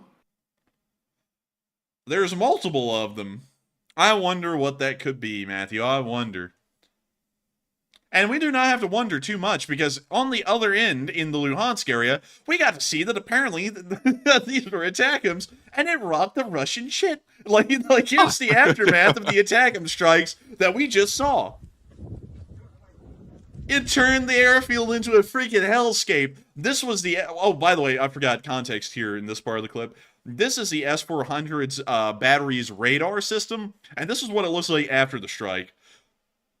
It turned into hell. like the ATACMS literally turned the area into hell. There's the radar. We can see the battery. It's all gone. Oh, it's all gone. It scorched the ground. Like, that's scorched earth, literally. And then we got another clip showing the serious burn damage. Right here. This is a huge freaking swath, by the way. I actually know where the airfield is. If we go to Luhansk, and we go down to the southern area of Luhansk, the airfield is right here. It's an abandoned airfield, but you can actually see right down here the same airfield layout with the same little dugout. Wait, hang on. Wait a minute. What? Hold up. Wait a minute. I gotta double check that, because that airfield looks similar until I saw those little divots on the tarmac, and I thought that was the airfield earlier. But let me make sure. Okay, it's certainly not that one. Anything but that one. Where in the world is another airfield in Luhansk? Because we're like at the edge of the oblast at this point, and I'm not seeing another. Where could it be, Blade? Damn, there's a lot to Luhansk, like up in the northern part. Oh my goodness. Let's see, nah, this is getting close to the front lines again. Let's go back down here to the south. Because I gotta find this area, because it looks similar. It looked identical. Until I saw that right there, and I did not catch that before the stream. So I'm trying to comb the desert, and try and find some. And I'll be dipped, folks. I cannot find this airfield. I'm going to assume that it was this one, because it just seems like it would be. Because, see, oh, you know what? You see that little cut right there, and then it kind of goes back up at an angle? That's it. Like, this has got to be it. This has to be the airfield. But for some reason, it looks a little... Wait a minute. That's sand or something that we're seeing on that satellite footage. That is not little divots on the runway. So this is the runway. I got that right the first time. So the S-400 battery was set up somewhere about right up here, this area. And the entire thing got burned. Like, this entire area is now burned to the ground. So, pretty interesting to see. It appears that ATACMS can do some damage. And it's just wonderful to know that they were able to knock out an S-400 battery around this area. Doesn't that make everyone happy? And then we even got to see one last clip showing the beautiful sunset that was made by this S-400 and the surrounding landscape on fire. Isn't that beautiful? Also, I like the person in the background who's going, nah, yeah. I don't know who that is, but listen to him. That's music, I think. Oh, dude, it sounded like someone in agony for some reason for the first time. It sounded like they're going, ah, ah. I was like, what the hell is going on back there? But anyways, moving on from Luhansk, where it was beautiful to see that little strike, we're now going to be moving on down into the area of Orlivka, where we got to see some Ukrainians firing on some Russian trenches with the AGS-17 grenade launcher.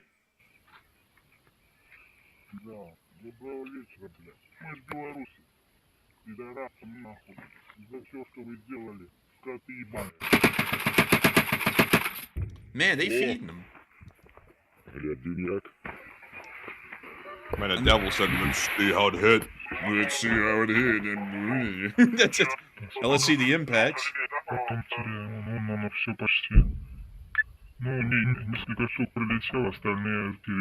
A few hit dead on, but most of them overshot. Добро прилетело в окопы. Да, 4-3 прилетело. О, блин. Отлично. Замечательно было. And that's the end of that clip. But that was a very interesting outro. Moving on from that and down to the area of Avdiivka, we got to see that the 47th Brigade was firing on them Russians. That is copyrighted, and I know it. That beat was a little too crisp. But we see them here getting that thing ready. Putting on them cheese rags and handing them over. Ready to fire. They're about to fire. They're going to obliterate the Russian forces. Fire.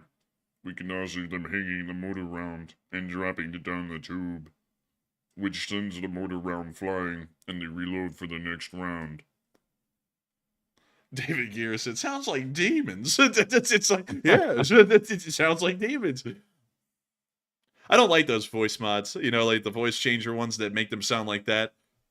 If I wanted to hear the devil, I would not want to be on this channel. But anyways, moving on from that and into our next clip, we also got to see a Bradley laying down the heat on those Russian positions. We're going to be muting the rock.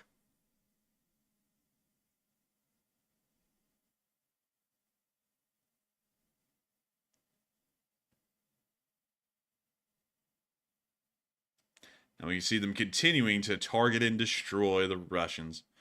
We see this little vehicle here is a little antsy. He's getting kind of scared. But now we can see the Bradley just putting down rounds. My lord!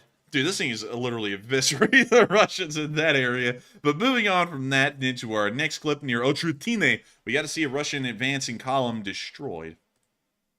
Here they come. There goes the first one. And they're still coming. There goes the next one. A cook-off right on the road. Just picking them off like flies, really. This isn't really that uncommon of a sight anymore to see long Russian columns get obliterated like this. This is quite common, actually. Status quo. Yeah, honestly, this is really normal, but the Russians, they just never learn. Like, they just keep on doing the same tactics and not getting any results. Do you remember that really long Russian convoy back in the day that they were hyping up? Like, oh my God, there's a Russian convoy. It's heading toward like Kyiv or something. And you remember that? God, the 40-mile long convoy. It's gonna destroy and then Ukraine. It got demolished. Oh man, I remember every single person at the time on YouTube was going, oh my God, look, it's 40 miles. It's gonna obliterate Kyiv because it's long. And long equals better, or something like that. And I was like, no. I was like, that makes no sense. And then, of course, back in the day, people were like, you're an idiot. You're so stupid. That's going to obliterate Kyiv. And then they literally just picked it off over, like, the course of 3 days because it got stuck on the road. And then they finally started to just break it apart themselves and send it back to Belarus because the whole thing was a failure. But anyways, I remember that vividly, Matthew, because I remember back in the day, because the hype train has been around even since the first days of the war. remember, Matthew, I was on this channel. I think you weren't on here yet, but you were hearing me talk about it, and I was saying that's no big deal. It's a 40-mile long convoy of support vehicles. It's not even combat troops. This is no big deal. This is nothing. And then everyone else was going, oh, they're all gonna die, you know. They're like, and I was like, that's ridiculous. And then it turned out to be ridiculous. But anyways, with that, we're now moving on into our next clip, where we got to see the 3rd Brigade using one of their AS-90s. По информации ряд небо чисто. Ooh, listen to that sound. Що, ми газуємо? А є там? Все, да, ти готовий? До бою, да.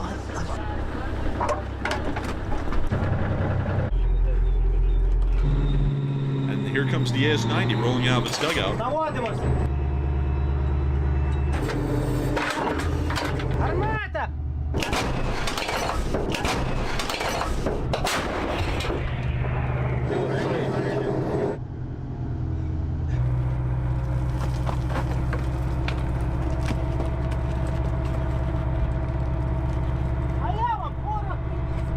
Прийняв на тих самих 1 снаряд вогонь. Гармата! Є постріл. Маскування укриття. Прийняв маскування укриття. Хорошо, давай! And now you see them backing the AS-90 back into its dugout. Молодці, дядьки, гарно. Єсть. Давайте в бліндаж. В принципі, ми все підготували. Звітність я відправив, хай розраховують. Так все, закривайте танк. Вот скажут и узнаем, кого попали. Що? Let's go. Да, ходім. Наступні 7 пострілів були по будинкам, в які десант висадився. Ага. Значить, що? Значит, Влучання по будинкам були. Чудово. Ну, значить, заєбісь. Техніка поїхала. Хуйово. все. Ми ж не одні працювали також. Ну, по нашим, значить, по корам влучало заєбісь. Якась піхота залишилась. Man, someone's getting a lot of notifications. Man, bling, bling. Dude, that's all the Russians blowing up on the other end. Bling, bling. It's like, dang, he's got him. Like, he's got him good. Moving on from that into our next clip, we also got to see a heavily modified Abrams.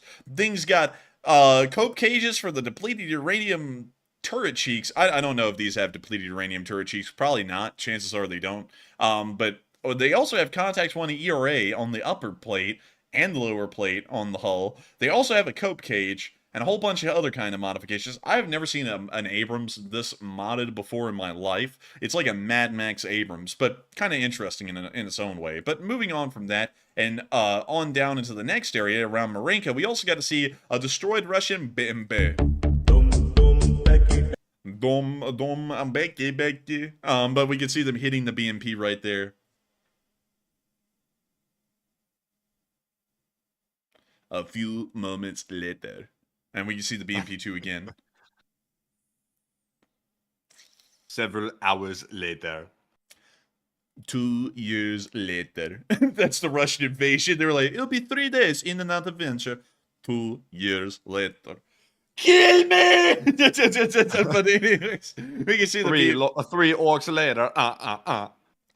Dude, that would be like 2 minutes. Like 3 orcs later, that's basically. like 2 minutes. You could cook a hot pocket quicker than it takes for 3 Russians to get wiped out. But moving on from that and into our next clip, a little bit further down the line and down in the area of well, moving on up into Kyiv, without further ado, here's the speech from President Volodymyr Zelensky from day 825 of the war. A speech. He has literally not made a speech on the website for 2 days. I call cap. I'm going to YouTube. What? I'm going to YouTube. Well, I do not believe this. I need to know that there's a chance for peace. But let's see here. Could we please have a speech tonight, please? We would like to hear from the man, the legend, Zelensky. Let us Oh, see. no, we don't want to hear from him. Hey, Ukrainians. We don't want to hear from him. I think I might be able to find a video where he speak about his chance. I wish you health, Ukrainians. I think we will go with this one where he's in Spain, because Spain is a place of pen. But without further ado, let me get him to the speech. which the camera should focus on him. And without further ado, let me get the captions and take them to English. I need the English translation. There we go. Oh, there we go. Now, without further ado, let me back it up a little. Now, without further ado, here is the speech. Шановні журналісти, всі присутні, дорога Іспанія. Насамперед я хочу подякувати передусім усьому народові Іспанії, вашій державі, пану прем'єр-міністру особисто, його команді за відчутну та дійсно рятівну підтримку України у цей час, в час війни. Іспанія – надійний партнер і підтримує наш захист від перших днів злочинного російського вторгнення. Іспанія не заплющувала очей на порушення Росією статуту ООН та фундаментальних норм міжнародного права. Від вас не було байдужості, коли російські ракети і артилерія почали руйнувати наші міста, села, вбивати наших дітей. Іспанія не проявила слабкості, коли треба було ухвалювати принципові політичні рішення заради нормального співжиття народів та безпеки в Європі. І я вдячний вам за абсолютно необхідну безпекову допомогу для України і особливо за системи ППО та ракети до них. Дякую тобі, Педро, ще раз. Кожен в світі бачить, скільки життів забирає російський терор. Зараз щомісяця одних тільки керованих авіабомб російська армія застосовує більше 3000 і проти наших фронтових позицій, і проти звичайних міст і сіл. Цієї суботи 2 російські бомби спалили вщент один із найбільших торговельних центрів в нашому місті Харків. Це був звичайний цивільний гіпермаркет. Люди купували там те, що необхідне для звичайних ремонтів, для садівництва. Абсолютно цивільний об'єкт. Субота, день, 2 бомби, і це був свідомий російський удар, прорахований станом на цей час. Відомо вже про 16 загиблих, більше 40 поранених. Розбір завалів триває досі вже 3-й день. І ми в Україні в таких умовах вже 3-й рік. Сотні наших міст і сіл.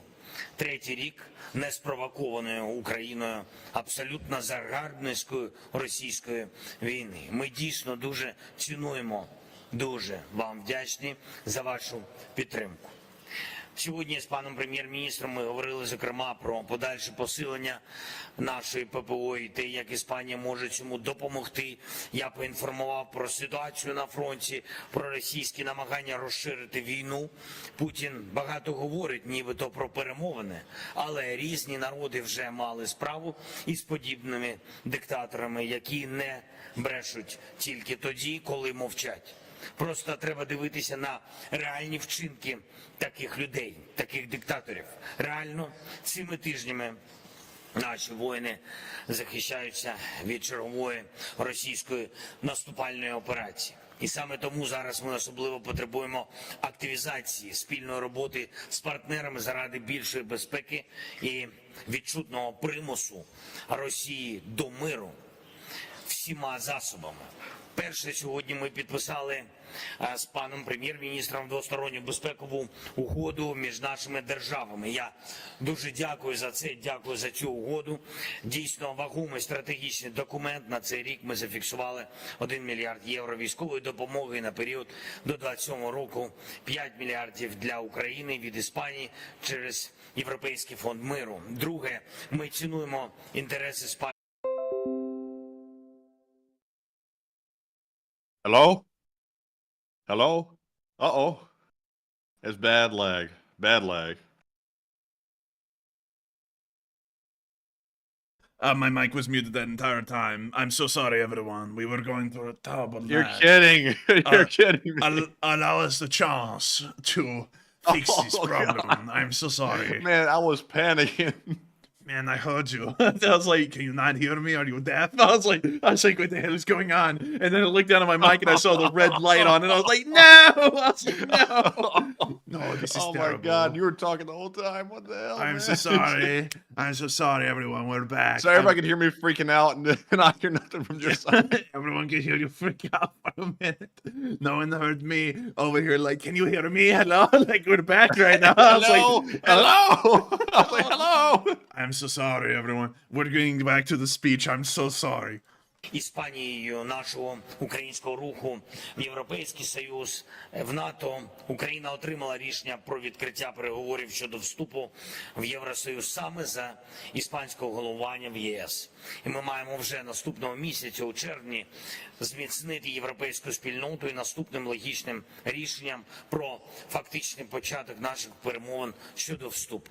І ще кілька речей. Я хочу особливо відзначити тепло і повагу, з якими ваше суспільство підтримало нас, українців, наших людей, які після початку російського вторгнення були змушені шукати прихистку. І діти, і жінки, сім'ї, які рятувались від війни і не знали, на що їм чекати, вони отримали від вас абсолютно гідне, дуже гідне ставлення. І це назавжди збережеться в нашій пам'яті, в пам'яті всього українського народу. Так само історичною буде ваша участь Іспанії у першому глобальному саміті миру, який відбудеться вже скоро. Ну, Петро вже сказав про це майже за 2 тижні в Швейцарії. Зараз вже 90 країн підтвердили свою участь. І ми продовжуємо працювати з лідерами світу заради ширшого представництва. Пане прем'єр-міністре, я дякую тобі за підтвердження твоєї участі. Цей саміт буде першою реальною можливістю дійсно наблизити справедливий, надійний мир. Не просто якусь паузу між російськими ударами, а дійсно мир. Саме там, на саміті, ми побачимо, хто насправді в світі вірить в міжнародне право і готовий його дієво захищати. Кожен лідер, який не хоче продовження цієї війни та подальшої агресії Російської Федерації, може продемонструвати на саміту свою справжню зацікавленість у мирі. Я дякую Іспанії за підтримку в цій нашій роботі. Дякую вам за все. Дякую за увагу, за нашу сьогоднішню зустріч. Слава Україні! Героям слава. Gentlemen, Slava. And with that, after a little technical difficulty, the speech is over. And that moves us on into the second segment of the stream, where we're going to talk to all y'all. Can you even read? Do you even know what's happening? But anyways, with that, we're going to be moving on into the next segment, where we get to talk to all of y'all. And it's an incredibly fun segment because we get to talk to everyone who threw into Super Chat, as many folks as we can who threw in a live chat, and we really get to talk about whatever y'all want to talk about. But before we get into that, I've got to mercilessly plug, as y'all know, one must do. We have to show y'all the official Enforcer store with the limited edition LSA flag tee and patch. They're absolutely beautiful, the greatest. Well, we showed this to someone today, and they said, wow, that is really the greatest, and I'm not going to lie, they are the greatest. Made out of the highest quality, the best quality. No one has seen better. Everyone was saying, wow, that's great quality, and it really is the best quality. It's made out of soft cotton tee, grown and harvested here in the good old US of A. An absolutely beautiful t-shirt. It comes in black, navy, charcoal, military green, light blue, and even light pink. It's just an incredible shirt all around. And Matthew has one, and I have one as well. And I have been able to feel the shirt. I've been able to look at the shirt, and I've been able to look at the print quality. And it is sublime quality. Like of course we weren't going to settle for anything less than sublime. It is actually incredible quality. I would say that LSA Eagle on the shirt would probably last, hell, dozens of wash cycles. Usually the print will eventually wear off on printed shirts like this, but it's a matter of how long will it take. And this one, I mean, it's almost like the dye is like in the shirt. Like I would find it very hard to be able to wash the pattern out of that. And not only that, the shirt. Listen. I got one of these shirts right here when we were testing it to put it on the store. I'm telling you what, that's a soft shirt. It's a Gildan 5000 heavy cotton. Hello? Shirt. It's super around the house a lot. Hello? Oh God. Hello? Dude, there was a little bit of lag. Oh? That scared me. I thought maybe I was muted or something. But anyways, I was saying, what was the last thing you heard me say? I heard you say it was a Jilden 5000, and then you cut out, and then it like did it was like you were like this, Matthew. It's a Jilden 5000, and then it cut out again, and then it came back, and it's really nice, and that's all I heard. I was like, dang it. Well, listen though, it's a nice shirt. It's a Gildan heavy cotton 5000 shirt. It's so nice and soft. I'm telling you what, I'm wearing it around the house all the time, and I'm telling you, people are telling me they're saying it's the best shirt. You won't find a better shirt anywhere else rather than right here on officialenforcerstore.com. It's the best, only the best. But seriously though, really good shirt, like very comfortable indeed. It is absolutely amazing, and we wanted it to be a shirt that y'all could be proud of. And also, these PVC morale patches are pretty cool as well. Good for morale. They're great for morale. Sadly, though, I do want to make sure to address this because we feel so bad about this, but we have made a workaround about this. At the moment, right now, this is only available for U.S. customers, the morale patches. So everyone in the United States can get one of these things. In fact, there's no limit on the amount of orders that you can get for the shirts or for the patches. You can get as many of them as you want. The problem is, though, is that they're not available to about half of our audience over around the rest of the world, either in Europe or in East Asia. And the problem is that the cost of shipping on this one patch, if y'all were to buy one patch, the shipping is more than the patch itself.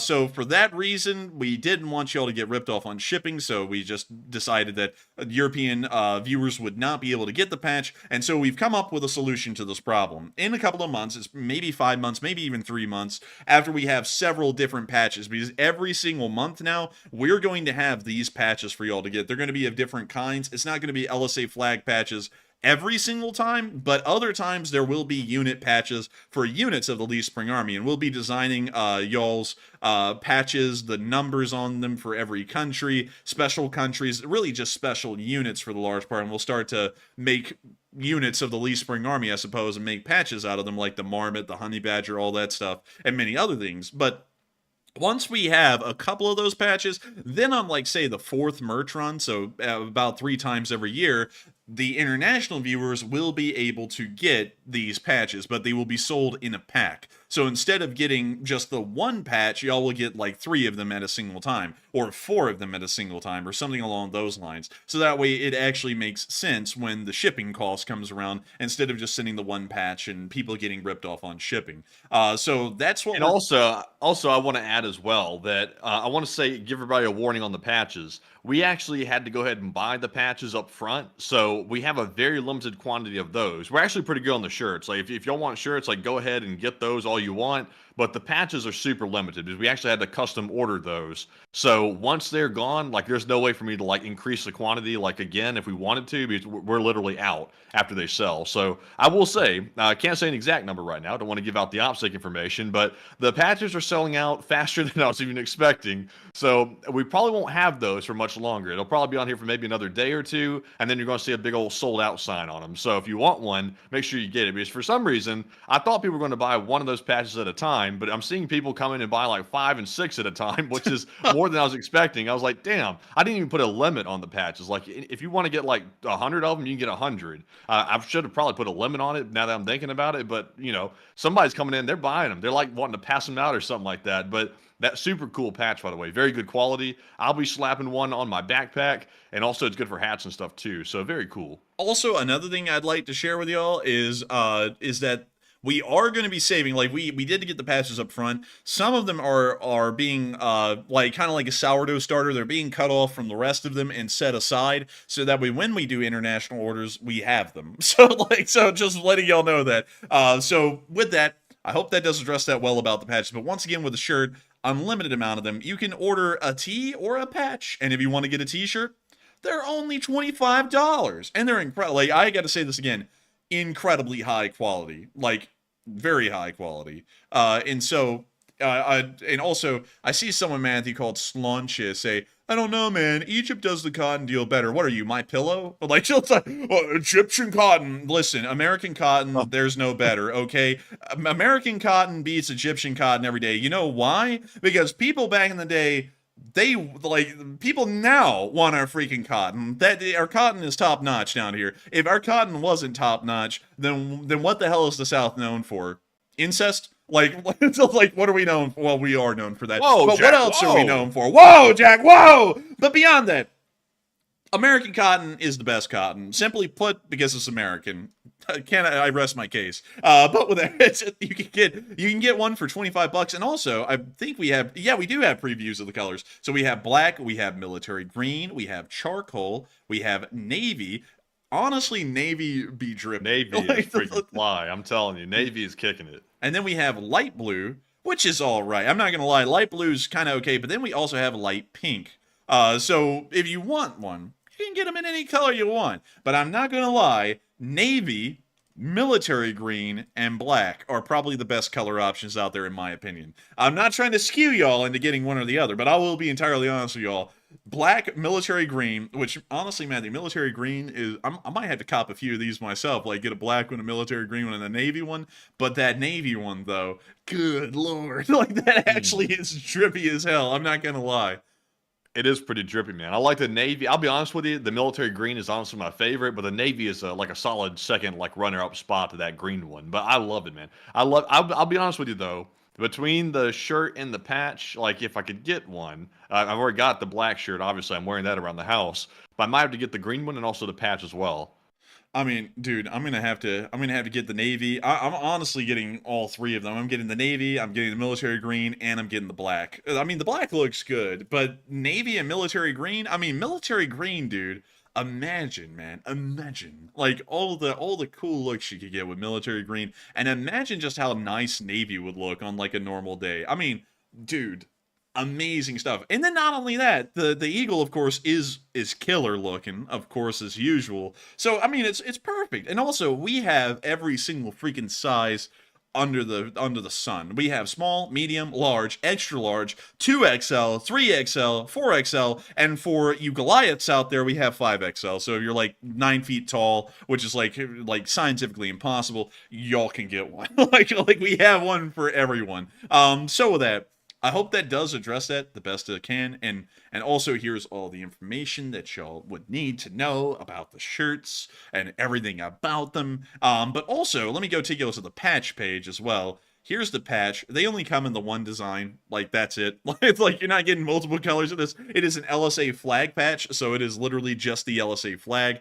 But make sure to get as many as you want, as many as you can, if you can, because it does help with this channel. And also, 10% of the profits from all of our merch store sales do go to United 24, and we also show proof of receipts everywhere we can on this YouTube channel, on Twitter, on Patreon, everywhere. We always make sure to back up that with proof and receipts, so that we all know that the money is being donated. But still, make sure to get some while you can. And also, man, look at that. Check out our other items, man. Is that cool? Hell yeah, man. It's the first time we've ever had to do that, because we usually only have just like one item going on. But this time I had to go and add this whole new segment to it to show everybody the other stuff as well. But also, by the way, I saw somebody in the live chat. They said, I don't know, man, that pink looks pretty cool. Honestly, here's the deal. If you're a real man, get the pink. If you're a real man, just go for it. Get show them the pink. There you go. Look at that. I'm telling you what.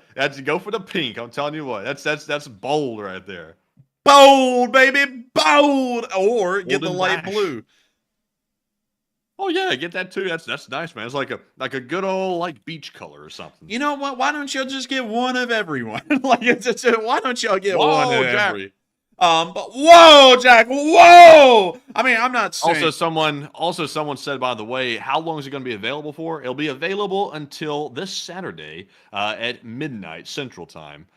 So it'll be there for a minute, but not too long though. We want to keep it limited. The patches are going to be probably more limited than even that, based on what I'm seeing. But the shirts will be around probably until Saturday. So just get them while you can. Not trying to put any pressure on you or anything, but they will be here until Saturday. So get them while they're hot, Matthew. I honestly think we made a mistake on the front page, picking the color as black for the shirt. Navy is probably the drippiest one. Like, I'm looking at it again, I'm like, dang, that is drippy. Like, that looks really freaking good. It does look good, man. It looks really good. The only problem is the black background on the website. I didn't want to mess up the entire design of the website, but I was like, damn, I really need like a white background to like really show the shirt off, like in the middle of this front page, the home page right here. Mm-hmm. It really shows it off good when it's just a white background behind it. But man, beautiful stuff. And also someone said, oh, please keep it for sale longer than that. we might try. It really depends on how many of these sell, because we still have to deal with everything in the background. So if we can't give an exact number, and some people are probably like, why in the world can we not? It's an OPSEC thing. There are people out there who will do weird, stupid stuff, and we already know, so we can't say an exact number. But hundreds of these we do know will probably sell, and we don't know how many hundreds there will be. So if it gets on way up into the very high hundreds, that will probably be when these things start getting cut off. So it really depends on how many sales come through. I mean, we already know the patches are mental. I mean, we're almost already going to start running out of patches, which is insane because we actually ordered such a large number of them. Like, if we could actually tell you all the number, it was an insanely high number, and they're almost already more than halfway gone just from tonight. And I'm like, no way. Like, it's absolutely crazy. So we might have those literally until tomorrow, like, or maybe Thursday at a stretch. But those will be running out fast. The shirts, however, I don't really know how many people are going to get the shirts right now. It is a high number that have already gotten them, but we'll have to see, because if loads of people get the shirts, then we might have to start maybe even rounding this out earlier than Saturday. Or we somehow, maybe we'll take the pressure, we'll even extend it a little bit to maybe next Tuesday, so that way everyone can get one, or at least have a chance to try and get one. But with that, I hope that does address that the best I can, at least the best we know how. And of course, if y'all want one, go to officialenforcerstore.com. It is the only official Enforcer merch store. If you see anyone else selling Enforcer merchandise, they are not us, and immediately tell us about them so that way we can get them. And also, you can find a link in the description below to our merch store, and it is literally the first link. It has, in all caps, get your LSA shirt and patch here above it, and if you click on that link, it will take you directly to this website. And so with that, I hope that does address that well. Look fly in your LSA shine, or whatever the hell. We'll come up with a slogan for that. But anyways, with that, I hope that does address that the best I can. And with that, we are now moving on into the questions. All right, so we are out of polls to address, but moving on. Well, I have that voice crack right there. What a shame. Moving on. But moving on to the super chats here. We have a $50 donation from Charles Hazlitt, who's also a longtime channel legend. And thank you very much, Charles, for that $50 support. That is very generous of you. He said, keep up the good work. And thank you so much for the support and wanting us to keep up the good work. And I got to thank you massively for the support and enjoying the work enough to find it worthwhile to support, because you're making it possible. You literally make it possible for us to make this a reality, Charles. And I got to thank you greatly for being here for a long time and supporting this still, and wanting us to keep up this work and helping to support this channel so that way we can make it possible to keep up the great work, because folks like you make this a reality. And if it wasn't for folks like you, we wouldn't be able to be here tonight. We wouldn't be able to have a new limited edition merch run. We wouldn't be able to have the channel we have. We wouldn't have been able to have the unbelievable fundraiser we had this Sunday for Revive Soldiers of Ukraine. I think we raised like $8,000 on that. That was a ton, man. That was crazy. That was wild. And also, like, just to give y'all some context, after that fundraiser ended, we got a couple of hours of sleep, and then a very, very small, like, minor tornado came through and hit the house, like, right, literally the morning of on Monday, and knocked down trees all over the property. Luckily, it didn't mess up the house or anything like that, and just sort of like wrecked the neighborhood a little bit. But my goodness, man, we woke up, the beds were shaking, there was hail hitting the windows. We were literally like, get up and run. We just ran right after the fundraiser. So it was wild on Monday, like after that ended. But like, I had forgotten all about, we had literally raised like 8,000 or whatever you just said just now, a ton of money for the charity, which was tremendous. Man, it was unbelievable. And thanks to folks like you, Charles, we're able to be around for long enough that we're able to do all these things and continue to be around to keep doing amazing things with all of y'all, because y'all are what make this entire thing as amazing as it is. I mean, we could be here on this channel and run this thing day in and day out and do everything that we do. We could deal with the tornadoes and everything in the background, all that stuff. And it still wouldn't be as amazing or incredible as getting to do it if it wasn't for folks like y'all who were here. And so I got to thank you massively once again, Charles Hazlitt, for being here for us with a long time and supporting this channel to continue to make this thing possible. And so with that, thank you so much once again. And I'm seeing a lot of people in the chat talking about Egyptian cotton. And I'm gonna Google this. Is American Cotton. Good. Let's see. Let's see here. This means not only will they be softer and stronger than other types of cotton, but also that they are better for your health. Socks made from American-grown cotton help promote sustainable practices in the farming industry. Buy some today to feel good about supporting your local economy. That is from extrapointusa.com. So, I mean, sounds like they know what they're talking about. But let's see here.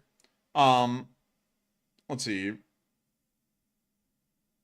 A comparison of the classing data from the last 10 years show that the U.S. cotton producing industry has truly become a one-stop supermarket of cottons, meaning that it is high quality, maybe even beating out those Egyptian cottons. I don't know, because I'm seeing a lot of people talking about Egyptian cotton and saying Egyptian cotton is the best there is. And I'm just saying this, folks, hot take. Like, if you can hardly stop your country from having a coup and you're having to build an entirely new capital city out in the middle of the desert right over here, do you really grow good cotton? Or is it bad enough cotton that your country would overthrow your government? I think it's bad enough cotton that the country would overthrow the government. And I think that's why we need American cotton. Because what is better than the good old US of A's red, white, and blue cotton that is not only soft and durable, but not only that, supports local economy and local businesses here in this country. It supports folks like me and Matthew, who live here in the South, the South continues to be one of the largest cotton-producing areas in the entirety of the United States, except for California, which California actually produces an obscenely high amount of cotton,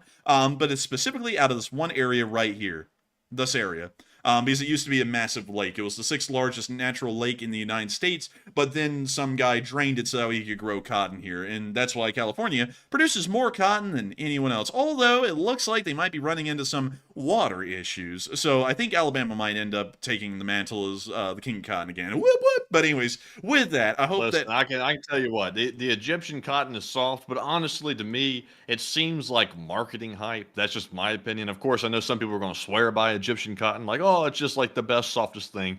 You know, well, I won't get into that. It's kind of political, but I will say that cotton to me is cotton. It's soft. And U.S. cotton is very soft. I'm wearing it right now, and it's super soft. It's not scratchy or nothing like that. It's very, very, very comfortable to wear. So I'm swearing by U.S. cotton because it's U.S.-made cotton. I love to see it. But Enforcer, what do you think? You like the U.S. cotton, or you want some of that Egyptian, some of that coup d'etat cotton? I honestly want some of that American cotton, because what says that you support the Western world and the Western interests better than buying your cotton here from America? You know what Egyptian cotton is? That is nothing more than oh goodness. I mean, there's a lot of things you could say about Egyptian cotton. My goodness gracious, coup throwing. Oh.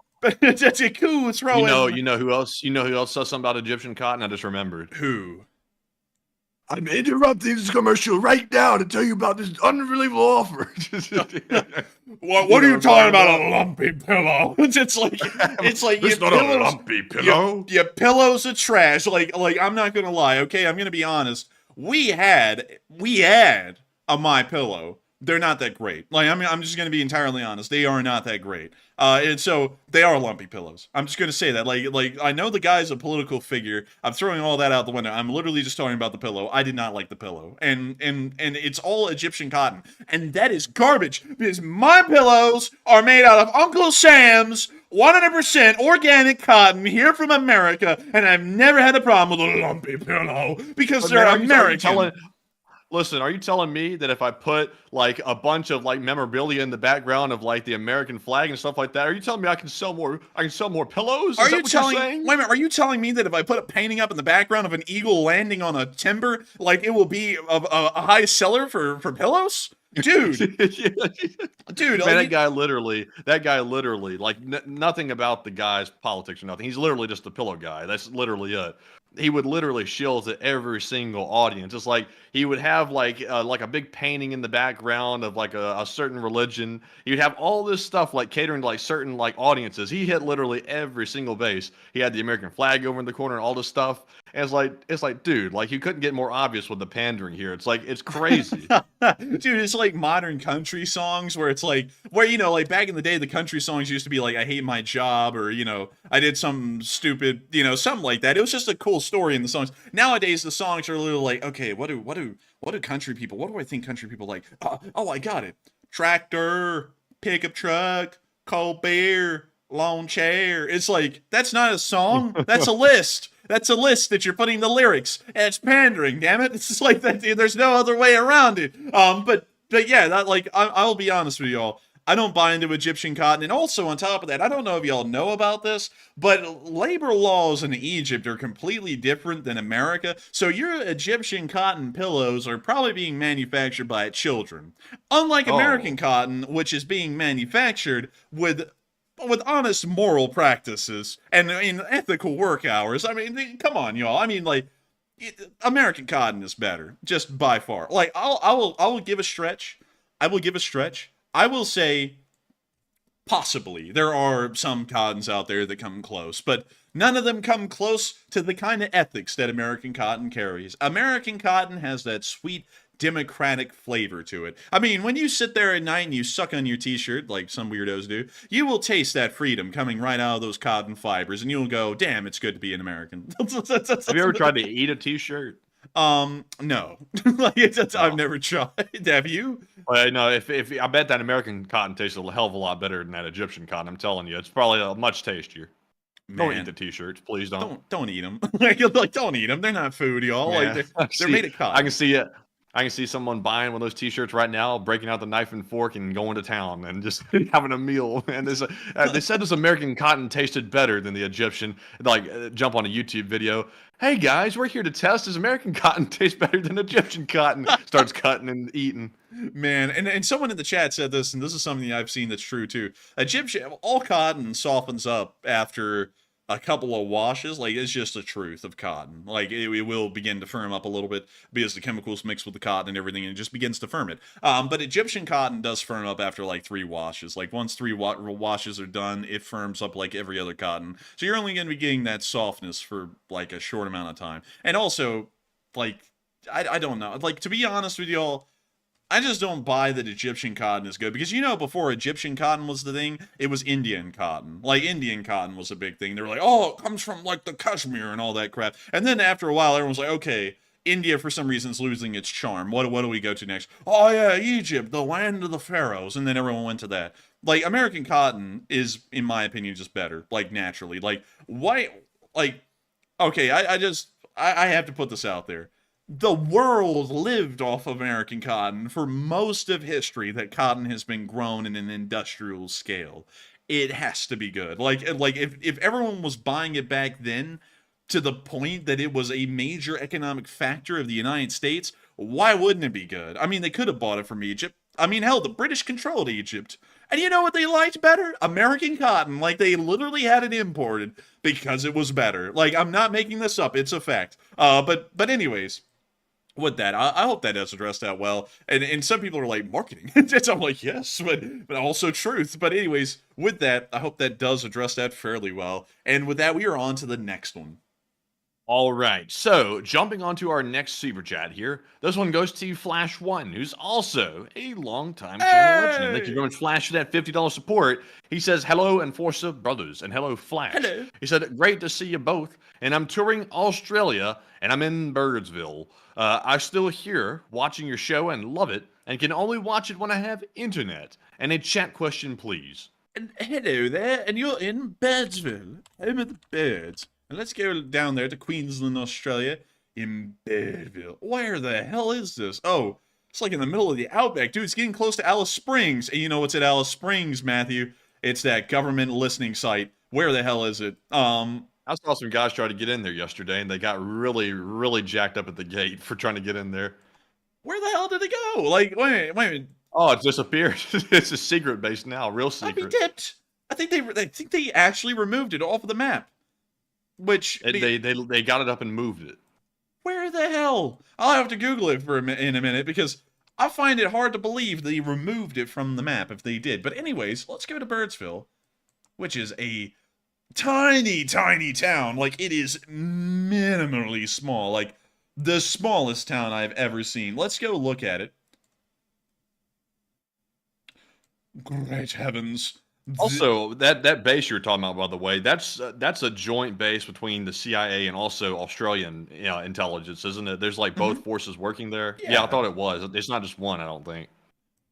Yeah, it's a joint base, but man, this is a small little town. I mean, it's itty bitty, Flash.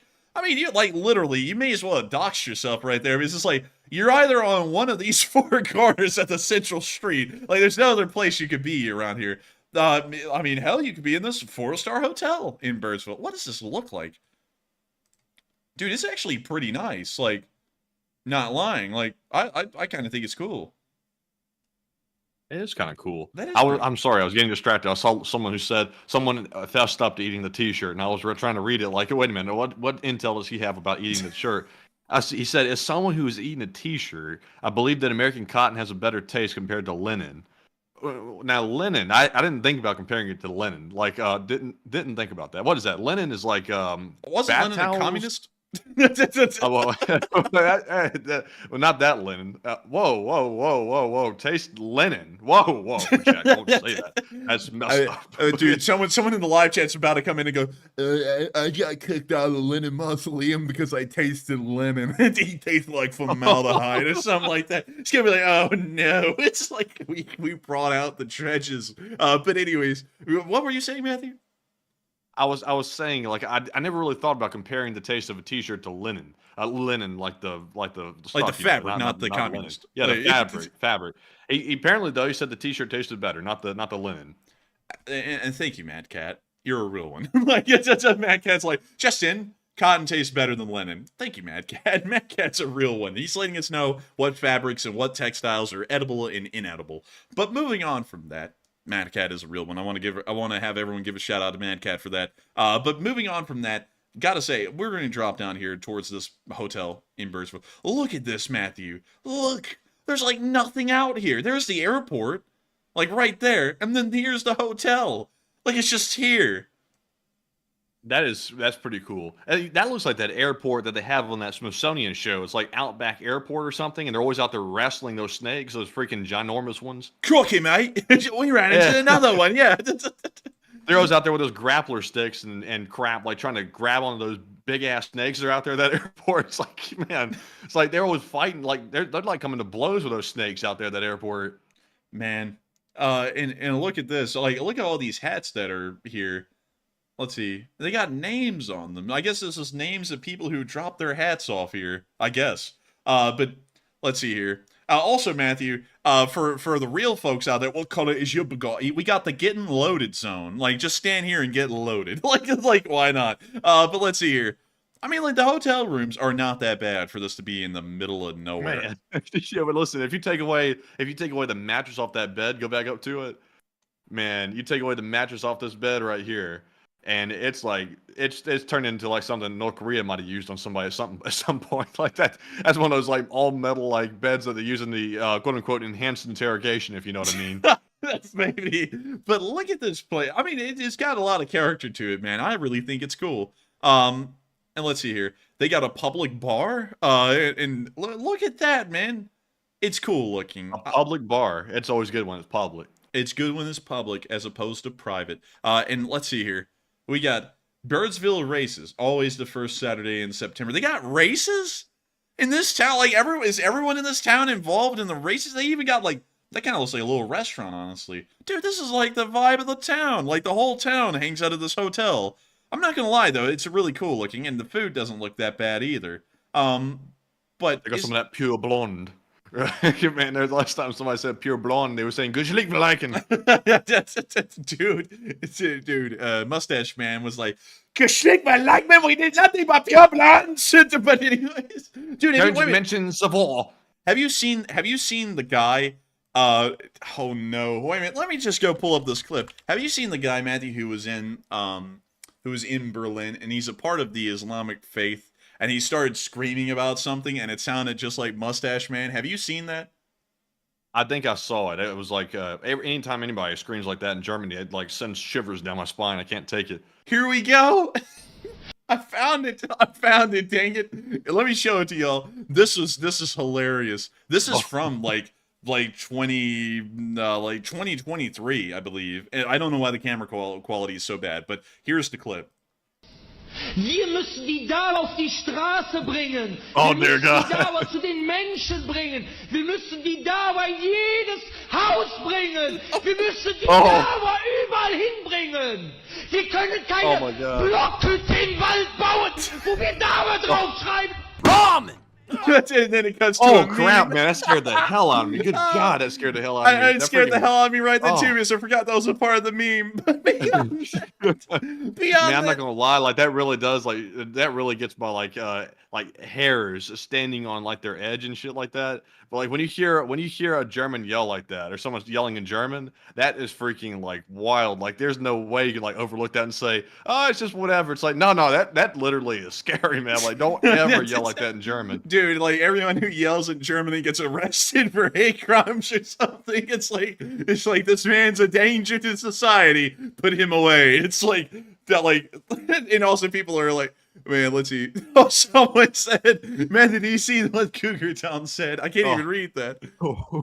Geschlägt mit dem Haus in Dachenbühlen. It's like, no. It's like, no. It's like you're not supposed to yell in German. It just sounds bad every time. That one guy in the 40s, he made it bad for everyone. But anyways, with that, thank you so much once again for support, Flash One. I don't even know how in the world we got onto the whole thing that we're on with a meme. But beyond that, thank you so much for the support. And it's great to know that you're still watching and all. But I hope you have a fun time having a trip through Australia, because there's so much to look at. So much outback out there. I mean, it's an endless amount. And now we have to move on to the second thing, which is the Alice Springs, let's see, Alice... Pine Gap.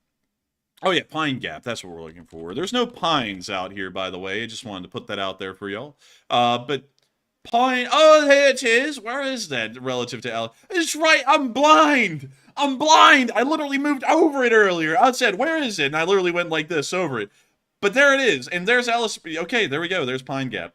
But the reason why it's so far in Australia, just as a fun fact for y'all to share with y'all, is so that way spy ships operating in international waters off of Australia cannot intercept the messages coming in and out of Alice Springs. That's why it's so far in Australia, is because it's outside of detection range of Russian spy ships that'll be able to intercept the radio messages going in and out of Alice Springs. Because they're actually triangulated by satellite. Every time a satellite passes over Australia, they relay messages.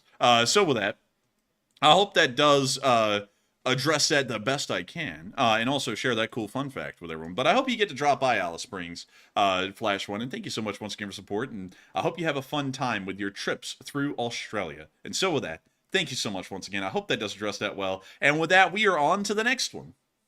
All right, and moving on to our next super chat, we have one from Andy L, who's a longtime channel legend as well, who throws in a $50 donation. Massive support once again.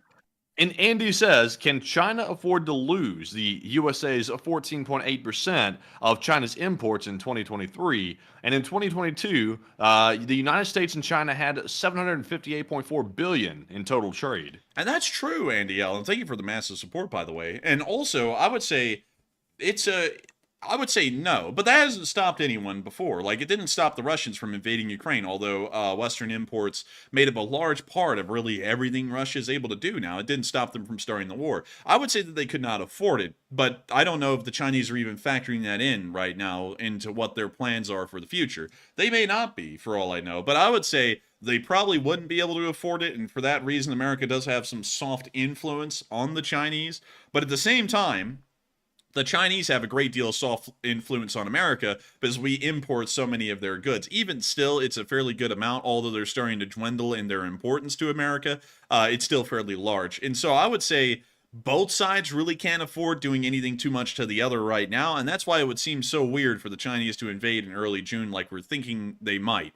But that might not stop them. And also, once again, to say this, to give a very clear answer to the question, I do not think that they can afford a 14.8% loss in import trade, but at the same time, they may not be factoring that in. But I don't think they can afford the loss long term. It will probably send the Chinese economy into a severe depression. And so with that, thank you so much once again for support, Andy L, and helping this channel to keep on running. It is folks like you who helped make it possible. And thank you for asking a really interesting question. And I hope I was able to at least give a good idea of what I would think of the matter, although I'm not the leading forefront expert on it, and I hope that kind of does give a good bearing on it, though, at least in my opinion. But still, thank you so much once again for support. I hope that does address that well, and with that, we are on to the next one. And our next one is going to go to Bruce Alder, who also throws in a $50 donation. And a huge shout out to you, Bruce, and thank you very much for that support. He says, great job, Matt. And I've been watching you guys for over a year, but never really had much money to support you. And I figured it's definitely time to send a little something. And Bruce, huge thanks. It's not necessary to support whatsoever, but of course, it is very much appreciated. And thank you very much for keeping us in mind and helping to keep us running. Huge shout out to you for that. And Enforcer, what say you? And I would have to say thank you so much for the support and helping this channel to keep on running, Bryce. Of course, like Matthew said, no one is obligated to support this channel at all. Y'all don't have to support it a cent if y'all don't want to. It's just that if y'all find the channel enjoyable, we always thank everyone for supporting it because it is the only way we make it possible. But we never want people to feel like they're compelled to support us any way, shape, or form. But I thank you so much for enjoying the channel, that you felt obligated to support it, to help it to keep running, because that means a lot to us, to people do find it worthwhile to support. Y'all help us to make this thing our job and make it our living, and we are entirely appreciative for that. And not only that, I thank you so much for enjoying it and having been here for a long enough time to be impressed enough to find it worthwhile to support. And so thank you for the incredible support, Bryce, and thank you once again for helping this channel to keep on running, because folks like you do help to make this thing possible and help us to keep this thing running day in and day out. And so with that, thank you so much once again. I hope that does address that well. And with that, we are on to the next one. And also, by the way, sorry about that, Bryce. I don't know why I said Bruce. I kept saying that over and over. I was like, I looked at the spreadsheet and like, it literally says Bryce Alder on it. So I don't know what got in my head about Bruce. I guess I was thinking about Shark's Tales or something like that. But anyways, moving on to our next one here, we have a $22 donation from Jordi Van Laroven, who puts in a $22 donation. And huge shout out to you, Jordi, very much for that support. He says LSA. And LSA! Thank you so much, Jordi, for supporting this channel. Jordi Farah Von, and then it doesn't let me see the last part. It's Lar something. But thank you Laroven. But thank you so much, Jordi Von Laroven. Hopefully I'm saying that correctly, for the support and helping this channel to keep it running. And thank you for being from the Netherlands. You're probably saying, how do I know you're from the Netherlands? Your name. It's like your name gives it away. And then watch me be wrong. He's like, actually, I'm from Luxembourg. And I'll be like, shit. But beyond that, thank you so much for the support and helping the channel to keep rolling, Jordi. And of course, long live the Lee Spring Army. The Lee Spring Army will never die. And thank you for being the first person to throw in a super chat tonight and helping this thing to keep on running. And so with that, thank you greatly for being a big member of the Lee Spring Army and enjoying it enough to help support this channel and keep the flags of the Lee Spring Army flying high around the world. Because there are 500 of them or so out there that are flying around the world, and it's absolutely incredible to know that they continue to fly high and continue to have a community and a place to call home, thanks to all of y'all. And so with that, thank you so much once again. I hope that does address that well. And we are on to the next one. And our next one is going to go to Frostbite Productions, who's also a longtime channel legend, and he threw in a $20 donation. A huge shout out to you, Frostbite, once again for that support. He says, thank you, Enforcer Matt and the Enforcer, for the new merch drop. He said, I plead to you, as a longtime member of the LSA, to extend the sales until Saturday, June the 8th, 2024, and thank you. And dang, Frostbite Productions is like, I'd like to request an extra week extension. It's like, dang, we might be able to make that possible. Maybe. It really depends on how many of them sell. And really quickly, Matthew, could you text me over that info so that way I could kind of get an idea of where we're at right now with that? Because I would like to know. Because it really depends, Frostbite, on how many of them end up selling. Because we do have to take care of things in the background with them, and if there are an incredibly large amount of them sold, that might overwhelm us and end up bogging everything down. And so we would love to be able to extend it as far as we can into the future. And so we will see about extending it as long as physically possible. But I cannot give any guarantees at the moment on how far out that will be until we get an idea of how much has been sold this week. But still, thank you so much once again for the support, Frostbite Productions, and helping this channel to keep on running. And also, I would have to say, entirely honestly, Matthew just sent me the number, and it is unbelievably high. Like, Frostbite, I would love to be able to extend it in the next week, but right now we are trying to see if how long we can even last this week, because the number Matthew just sent is so high, it's honestly unfathomable to think that that many have been sold already. Of course, we can't get into an exact number, but my goodness, like, nuts. Like, it is actually nuts. But still, thank you so much once again for support, Frostbite, and we will be making sure to try and extend it as long as we can, even if we can at all. And also, thank you so much once again for support, Frostbite, and helping this channel to keep on running, because folks like you make this thing possible, make this thing a reality. And if it wasn't for folks like you, we wouldn't even be able to argue about, or not really argue, arguing is too harsh of a word, really get to just discuss how long this limited edition run will go. But still, thank you so much once again. I hope that does address that the best I can, and with that, we are on to the next one.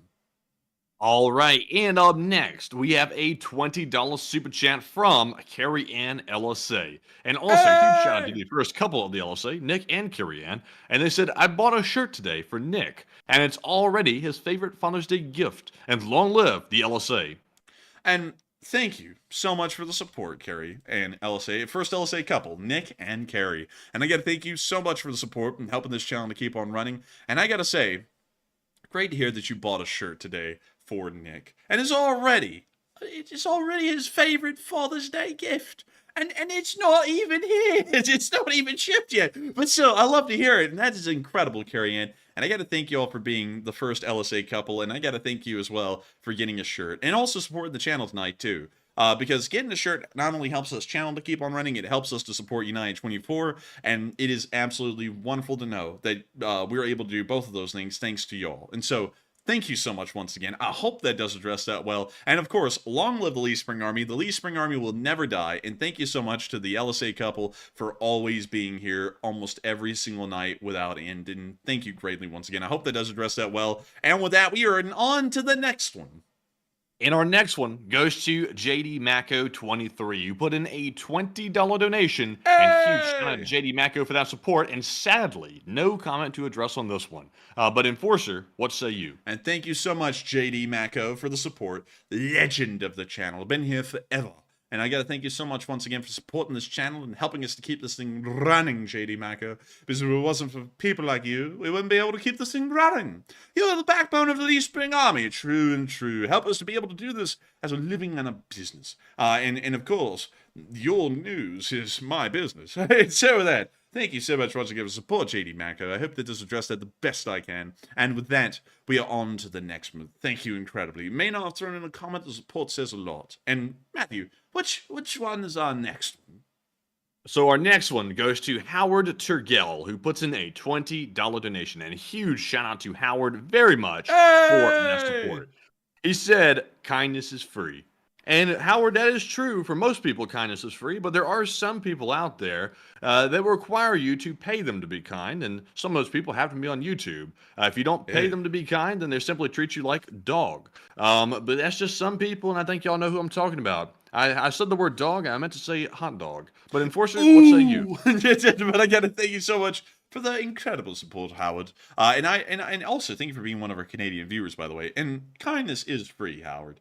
Kindness is something that you could just give out, and it costs you absolutely nothing. And that's something that a lot of people just don't know. And it's, you know, it's just something, you know, that I think a lot of people miss. And we like to try and be as kind as possible on this channel. And I try my best. I hope that we are nice. And I thank you so much once again for the support, Howard. And Matthew is right. Hot dogs are incredibly unkind. You have to pay them pretty much. Pay them. So like some sort of a how do I say this mildly? Some sort of a prostitution of being on there. Oh. It is. It almost is like that though, because you have to pay someone to be nice to you. Isn't that like just the next step down? Like to be quite honest, like it seems like it to me. It's like, you know, those people in the movies and stuff. They'll be like, they'll walk up to somebody and be like, "Hey, buddy, you know what happened over here?" And they'll be like, "I don't know nothing." And then somebody whips out a 20, and they're like, "Oh yeah, hey, how's it going?" They went that way. It's like that type of deal. It's like that. Yeah, it really is like that. With especially with folks like that. I'm happy that we're not like that, because we are nice to everyone, whether they've been here forever, they've never supported the channel, or whether they support the channel more than everyone else. We treat everyone the same. We try and be as kind as we can be to everyone, and I hope that kind of shows through. And so with that, thank you so much once again for support, Howler Turgle, and I hope that does address that the best I can. And thank you so much once again for helping this channel to keep on running. And with that, we are on to the next one. And our next one goes to Melinda Grifford Vaughn, who puts in a $20 donation. And a huge shout out to Melinda for always supporting the channel and helping to keep us running. And Melinda says, my parents are listening with me tonight. And did North Korea launch a missile or a satellite towards Okinawa? And my parents lived there for 2 years and would love an update on the situation. So, to give a recap, the North Koreans actually launched a rocket. Like, wasn't like a military rocket. It was actually carrying a spy satellite. The rocket ended up failing over the Japanese chain islands near Okinawa, and then the Japanese ground defense forces shot the missile down. So, well, it turned into a missile almost, but they shot it down. And so that's what kind of happened. Now, the North Koreans, I forgot to mention this, by the way, we actually skipped this part of the news, but now the North Koreans have loaded up a bunch of balloons with bags filled with turds. I'm not kidding, it's literally just sewage. And there's like 80 of them or so, and they're flying over the DMZ right now and into South Korea. I forgot to cover that a little bit earlier in the news, but that's kind of what's going on right now with the Koreas and the situation pertaining to the rest of East Asia. So I hope that gives a good update, Melinda Grifford Vaughn, because that was a good question, and that's what I understand about the missile situation, or more so the rocket situation, over the southern Japanese island chain, and also what's going on with the Korean peninsula as of today. And so with that, I hope that does address that the best I can. And also, thank you for your 5th super chat ever, Melinda. And also, I hope your parents have been enjoying this show tonight. I've kind of... What the hell? There we go. I've kind of been in rare form tonight because I feel energized. I got a good bit of sleep. And not only that, I had a good bit of coffee before the stream too, and it wasn't too much where like I felt like I was overdosing on coffee, and it wasn't too little where I was exhausted. It was literally like the perfect amount. And so I'm absolutely in rare form. I hope they've been enjoying it tonight though. And I got to thank you so much once again for support and helping this channel to keep on running, Melinda, because you're making this thing a reality. And I got to thank you for supporting this channel for the 5th time ever in its history. And so with that, thank you so much once again. And I hope that does address that the best I can. And with that, we're on to the next one. All right, and the next one is going to go to Destiny Edginton, who puts in a $20 donation. And huge shout out to Destiny for that support. And they said, will you make me an LSA pillow? Oh man, we're gonna be hawking the pillow next too. Dude, I'm gonna sit there and I'm gonna have like the LSA flag in the background, the marmot, the honey badger. I'm gonna sit there. Would you like a pillow? I went from being a high schooler to a successful pillow man. Oh man, I went from being a crackhead to a crackhead. But beyond that, I gotta say, I don't know if we ever make an LSA pillow. We might one day, maybe we would, but there is an LSA pillow in existence though, not a sleeping pillow, but like a decorative pillow, and there's only one in existence, and it's in the hands of Terrasar, who's the designer of the LSA flag, by the way. He's the only one that has one. Yes, that is actually true. Now that I think of it, we do have a pillow. We have one pillow, and it will probably never exist again. But maybe one day we will. We will throw around pillows, Destiny. And I gotta thank you for asking about that, because that would be, you know what would be cool, man, is to have an LSA themed bed, like an LSA themed bed cover, LSA pillows. You know, that would be kind of cool. That would be pretty neat. That'd be a hell of a lot of work. Like, I don't know where the hell you'd find like someone to make a comforter and stuff like that. That'd be like a nightmare for me to try to find that, like a quality version of it. You would have to find them, Matt. I'm just kidding. I don't really know where we'd find those people either. But beyond that, I do thank you for the support, Destiny, and I hope we were able to address that fairly well. And thank you for wanting a pillow. But I will be honest with y'all. Unlike some other people's pillows, ours won't be lumpy. What are you talking about? A lumpy pillow. Man, I wish we could find that audio clip, man, because it was so offended. They were like, so you're selling lumpy pillows. Don't talk about my pillows like that. You're calling it a lumpy pillow. Just like, they are. It's like, I don't have it. We had one collectively as a family. We hated it. I think Matthew was the one who was like, well, you know, there's a lot of ads about it. maybe it is an okay pillow. And then we got it. It was just trash. Like, it was like the worst pillow ever. It's like it was filled with like newspaper clippings and plastic almost. It's like, what the hell is this? And it crunched. Like didn't it crunch, Matthew? I don't think it crunched or anything like that, but it was like I think the problem. I can't really remember what the problem was, but I think it might have been flat or something. It was just horrendous. I mean, it was a terrible pillow, and so I like. Funnily enough, I'll share with you a little bit of Enforcer lore. Matthew has, I think, a purple pillow, like one of the ones that has it's like so nice. Yeah, he has like a purple pillow, and then I have the pillow that I was given when I was like 2 years old. I still sleep with that pillow because I just find it to be the top quality pillow. I don't think anyone can beat it. Yes, it's almost flat like a pancake now, but I still respect that pillow. I'm never replacing it. Like, I'll be dead and using that same pillow. Just because it's the best. Once you have the best, you can't settle for less. Isn't that what they say? That's what I say. And so, with that, I hope that does address that the best I can. But I'm being entirely honest. If we ever made a pillow, they would not be like those pillows. And so with that, I hope that does address that fairly well. Thank you so much once again for support, Destiny. And I hope, and I thank you once again for helping this channel to keep on running. And I hope that you enjoyed tonight's stream. I was about to say that, and then I was like, wait a minute, let me get that in another order. The last one first, that one last, and then that's what made me stutter. If y'all ever hear me stutter, it's because I'm trying to figure out what to say when, like which one to say first, which one to say last, all that stuff, because the entire thing is formulated in my head as soon as I hear something, and then I'm trying to figure out how to say it. So that's kind of what makes me have a stammer. But with that, we are on to the next one. Thank you so much once again for support and helping this channel to keep on running. Yes, indeed. And also, I see some folks talking about that purple pillow. Like, I have to say, the purple pillow is a little bit expensive. I'm not going to lie. Like, it's a little bit steep for a pillow. But I was desperate to find a good pillow because mine had worn out and I couldn't find one that was worth the crap. And I tried it. And the pillow weighs, like, I don't know how much the thing weighs. It's like 15 or 20 pounds, or I'm probably exaggerating a little bit, but the thing is a freaking weapon with how heavy it is. And it's like a huge, like, just a sack of rubber or something. But it's got that weird, like mesh or something on it. It is so comfortable. Like, I've never had a pillow like that. That thing is excellent. We're not sponsored by Purple or nothing, but if they want to, like, sponsor us one day, that'd be great. But very comfortable pillow. But at night, if you ever hear noises in your house, like, instead of grabbing the 9mm off the cabinet, you can grab the pillow and cock the pillow and, like, go at it with that, because that thing is like a freaking weapon. If you slam somebody with that, they're going down, like, I guarantee you. Dude, better yet, aw, man, I'm finally there to beat your ass. It's just hitting the head with the pillow, lights out. Good night's sleep, you don't even put your head on the pillow. You just get hit in the head with the pillow. You're going to be sleeping for hours. That thing is heavy. Also, purple mattresses are heavy as hell. I don't know what they make those things out of, but I think it's a mix of rubber and depleted uranium, because you just can't find mattresses that heavy. Moving one is a momentous task. It would take thousands of Egyptian slaves building the Giza pyramids to be able to move an Egyptian, a purple mattress. Like, it is that freaking heavy. You would have to have that kind of labor. Like, it is insane. Because I remember when Matthew got it, we tried to move it around as the two of us.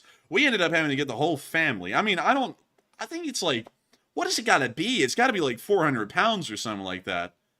Well, it's not necessarily that it's really, like, super heavy or anything. It's just so odd to carry. Like, you can't pick the thing up. It won't hold shape. Wait. But when they ship it to you, though, like, it comes rolled up really well and it's easy to carry. But, like, once it's unrolled, you're, like, screwed. Okay. Now I remember. Yeah, you're right.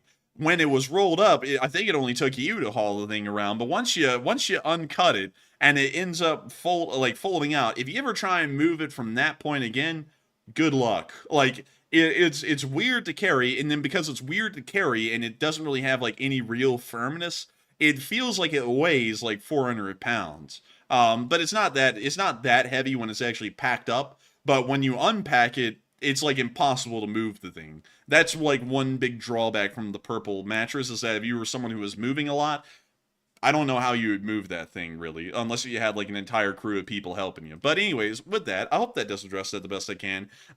And with that, we are on to the next one. But thank you once again for support.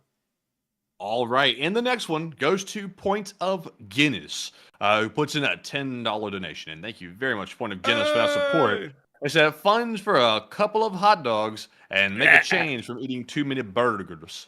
And, oh man, we gonna be supporting that hot dog fund. Oh man, buy me a hot dog. Oh man. Waiter, another hit piece, please. But thank you so much, Pointed Guinness, for supporting that fund for a couple of hot dogs. I'll be honest, I like my hot dogs with extra relish because I relish watching hot dogs fail. It's great. And also, and we do eat a lot of burgers. I mean, a ridiculous amount. And to be quite honest, I don't really eat burgers. I don't really eat a lot of anything anymore. I eat this specific pre-planned meal package thing that I cannot mention because they're a company that could possibly sponsor a video in the future, because the videos can get sponsors because we were trying to support video projects in the background. But they have good meals. Problem is, they didn't come on Monday like they're supposed to this week. They're coming tomorrow, which kind of aggravates me a little bit because I kind of sustain on those meals now. Like, they're all I eat. They're like 550 calories, and they're so, like, they're well proportioned. Like, 550 calories doesn't really sound like a lot for some, but for me, it's turned into plenty, because I tried to eat a Whataburger sweet and spicy bacon burger yesterday with a large fry, and I almost ended up throwing up because it was too much to eat. Like the portions have gotten small, but they're delicious. They're delectable, even. Gourmet, possibly. But still, thank you so much for the support, Point of Guinness, and maybe I'll have some more hot dogs. Maybe so. But with that, I hope that does address that well. Thank you so much once again, Point of Guinness, for being one of our British viewers and supporting this channel and helping us to keep this thing running. And with that, we are on to the next one. All right, so our next super chat is going to be the first ever super chat from Mitchell Halvorsen. Hey! And thank you very much, Mitchell, for that $20 support. And thank you for supporting the channel for the first time ever. He says, I've been watching the channel for a while and love what you guys do. And what do you think about Macron giving permission to use French weapons in Russia? And do you think that Germany and the US will change their minds? Good question, Mitchell. And we covered this earlier, actually, but a very good question. And thank you so much for your first support ever to the channel. And thank you so much for having watched it for a while and enjoying what we do, because we'd love to know that people do. And to answer your question, Macron giving permission to use French weapons in Russia, it is a huge leap forward. It's going to be a game changer for Ukraine, because now they're going to be able to strike at military sites that previously they weren't really able to with the kind of speed that was needed. And the Scalp will be able to provide the speed that's needed. And so, going off of that, it's going to be a big game changer for Ukraine. It's probably going to limit a lot of Russian strikes into Ukraine with missile and drone attacks, now that they'll have to move those either further back into Russia or completely remove their use due to the threat of them being destroyed now. So I would say that that's a major deal. It also will have a pretty big amount of diplomatic consequences as well, especially considering that it's another step on the escalatory path in between the West and Russia, but I think it's one that's necessary. Also, I think that may change the mind of the United States, because currently it's a big discussion here in America, but in Germany, I'm not entirely sure, because it seems as though the German government is really gung-ho to support Ukraine publicly, but then in private, they seem a lot more reserved about doing anything to really further Ukraine's cause. So I don't know if it would change the mind of the Germans, but I do know that it will change the minds of the Americans, most likely, considering that France is kind of paving the way for that path forward for America, and to also see what kind of possible backlash may come from it. And so with that, thank you so much once again for the incredible support, Michael, and helping this channel to keep on running. Michael, what the hell am I talking about, Mitchell? I'm sorry. I was sitting there, I was like, Michael's not it. Like, I was like, I don't know what I'm thinking. Michael ain't it. But still, thank you so much for the support, Mitchell Halverson, and helping this channel to keep on running. I hope I was able to address that incredibly well. And thank you so much once again for supporting this channel, because it is folks like you who helped make this thing possible. If it wasn't for folks like you, we wouldn't be able to keep this thing running, and I greatly appreciate you being here with us tonight and finding it worthwhile to support the channel. And with that, we are on to the next one. And our next one goes to AC, which puts in a $10 donation and says it's to weaken Russia to the point of no return. And yes, weaken the Russians until the point of no return. That is largely the plan. And if the West can achieve that, we will be in a very good spot, because the Russians will be so weak, they won't really be able to do anything, although that will run them towards the Chinese, and they'll probably start becoming buddy-buddy with the Chinese really, really strongly. But still, with that, I hope that does address that quite well indeed. And thank you so much once again for the support and helping this channel to keep on running. And with that, we are on to the next one.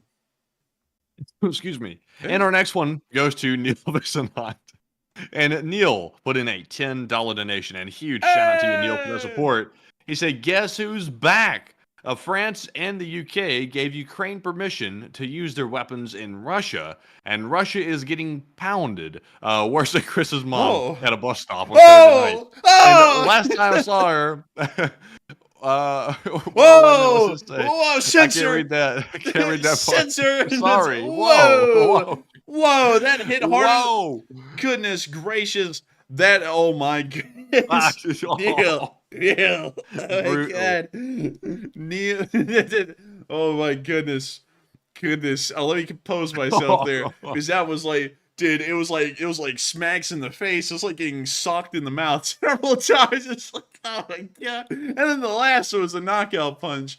Oh my Lord. But I gotta thank you for the support, Neil Vizanot. And also, it's great to hear that they did do that. And I also was so happy to be able to cover that here on the channel tonight. Of course, we had our usual detractors coming in saying it was clickbait, but y'all all know better. The 10,000 people who watched this stream tonight at the peak know better than that. And I thank y'all for that. And also, I thank you so much for supporting this channel and helping this thing to keep on running, and also throwing in some interesting comments at the end that I can't really talk about too much, but it was hilarious as hell, that I will say. And so with that, thank you so much once again for the support. I hope that does address that the best I can, and we are on to the next one.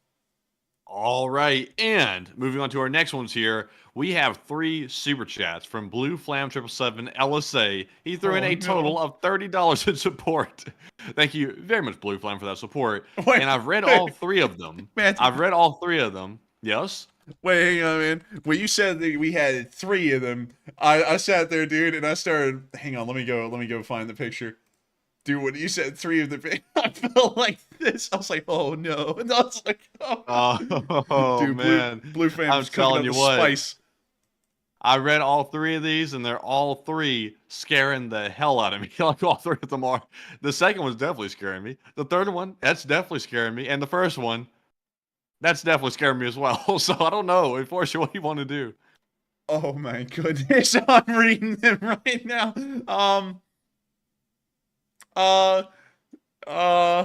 Dude, I'm like ranked with fear right now. I don't know if we can read these or not. I'm like, man, you know what, Matthew? I'll take the hits.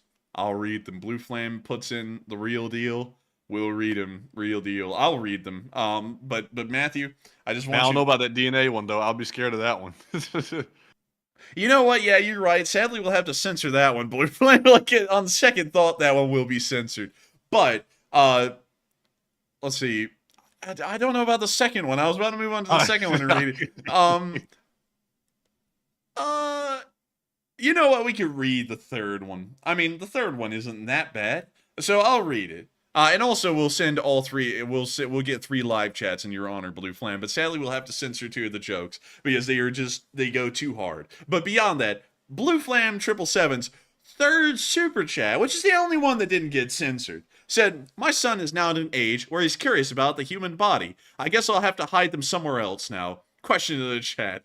And that was the only one. And even that one's questionable that we could read. But beyond that, thank you for the support, Blue Flam 777, and helping this channel to keep on running and helping it to be possible. Because you're making it a reality for us to run this show. But at the same time, you're walking a very fine line where if we say some things that you throw in as jokes, while they might be funny, we might not be here tomorrow. we might get whacked. But beyond that, I do thank you for the support, Blue Flam 777, and throwing in some absolute bangers of the jokes. And we will make sure to throw 3 live chats out there in your honor. And so with that, I hope that does address that best I can. And with that, we're on to the first live chat from Blue Flam 777. All right, so in honor of Blue Flam 777's 2 slain jokes, and also the one that did survive, we have a question here from Slain, who says, "Can we touch on the UK Special Forces that was rumored about a week ago?" About a week ago? I never heard about those, actually. Did you, Matthew? The UK Special Forces. I didn't hear about that. I remember the UK let Ukraine start using their weapons on Russian soil, but I didn't hear about Special Forces. I didn't hear about that either, so To be quite honest with you, I haven't heard even about the rumors. I haven't heard anything about British special forces pertaining to Ukraine. So unfortunately, I'd have to say that that is a thing that is not happening at the moment, at least according to our information, although our information may be slightly dated in that regard. But from what I know, that is not a thing. And so with that, I hope that does address that live chat well, and we are on to the next one. And the next one goes to O-Tubes, who says, yikes, this may heat up right before the Paris Olympics. And do you think so? And what could happen? Oh, if it heats up, oh goodness. I don't really know. I guess the Russian athletes would be banned from the Olympics. The Olympic Committee may be fine with them coming to France, but France is not. And that may end up making sure that the Russians do not compete in those Olympics. I don't really know what would happen because I don't really pay attention much to the Olympics. Like, the Olympics are great and all, but you know, to be honest, it's just not really my cup of tea. So I just never really paid much attention to them. But if I had to say that something was going to happen, I would say, I mean, maybe they would get canceled, but I don't even think that would happen at that point, because most countries would still be competing, I would believe. And so with that, I hope that does address that the best I can, fairly well indeed, Governor. And with that, thank you once again for the support. And I didn't know that there was a monument there. I saw that. I was like, Bastille. I was like, wait, there's a monument to the Bastille? There is. But I'm so sorry. I got distracted, everyone. But anyways, I hope I did address that well. Thank you so much once again for sponsoring that live chat, Blue Flame 777. And with that, we were on to the last live chat from Blue Flame, and then we're going to be moving on into the next one. And this one goes to Julian, who says, if Putin attacks French forces, will that force NATO to send forces and fight? No, because they would actually be in Ukraine, a non-NATO country. And so if French troops were attacked in Ukraine, there is no invocation of the NATO charter to be spoken of. But if they were attacked inside of Poland, or if they're attacked in any other European country that's a part of NATO, or if they're attacked directly inside of France, then that would possibly bring up a discussion on the NATO charter, Article 5, all that stuff. And then also, it most likely would be followed through in some sort of a defensive means. And so with that, I hope that does address that fairly well. And thank you so much once again, Blue Flame 777, for sponsoring all three of those live chats and helping us to keep this channel running. And with that, we are on to the next one. But thank you so much once again. Yes, indeed. And up next, big shout out to Robert House, who puts in a $10 donation and does not leave a comment, but thank you very much, Robert, for that. We also have a 5 from Fishing and Kayaking, who also did not leave a comment. We have a 5 from Norman Olson, as well as Joseph Lynn, who also did not leave a comment. But huge shout out to Robert, Fishing and Kayaking, Norman, and Joseph very much for that support. And Enforcer, what say you? And thank you so much to Fishing and Kayaking, Robert, Joseph, and dang it, I'm missing a name. And Norman, for all 4 of y'all's support.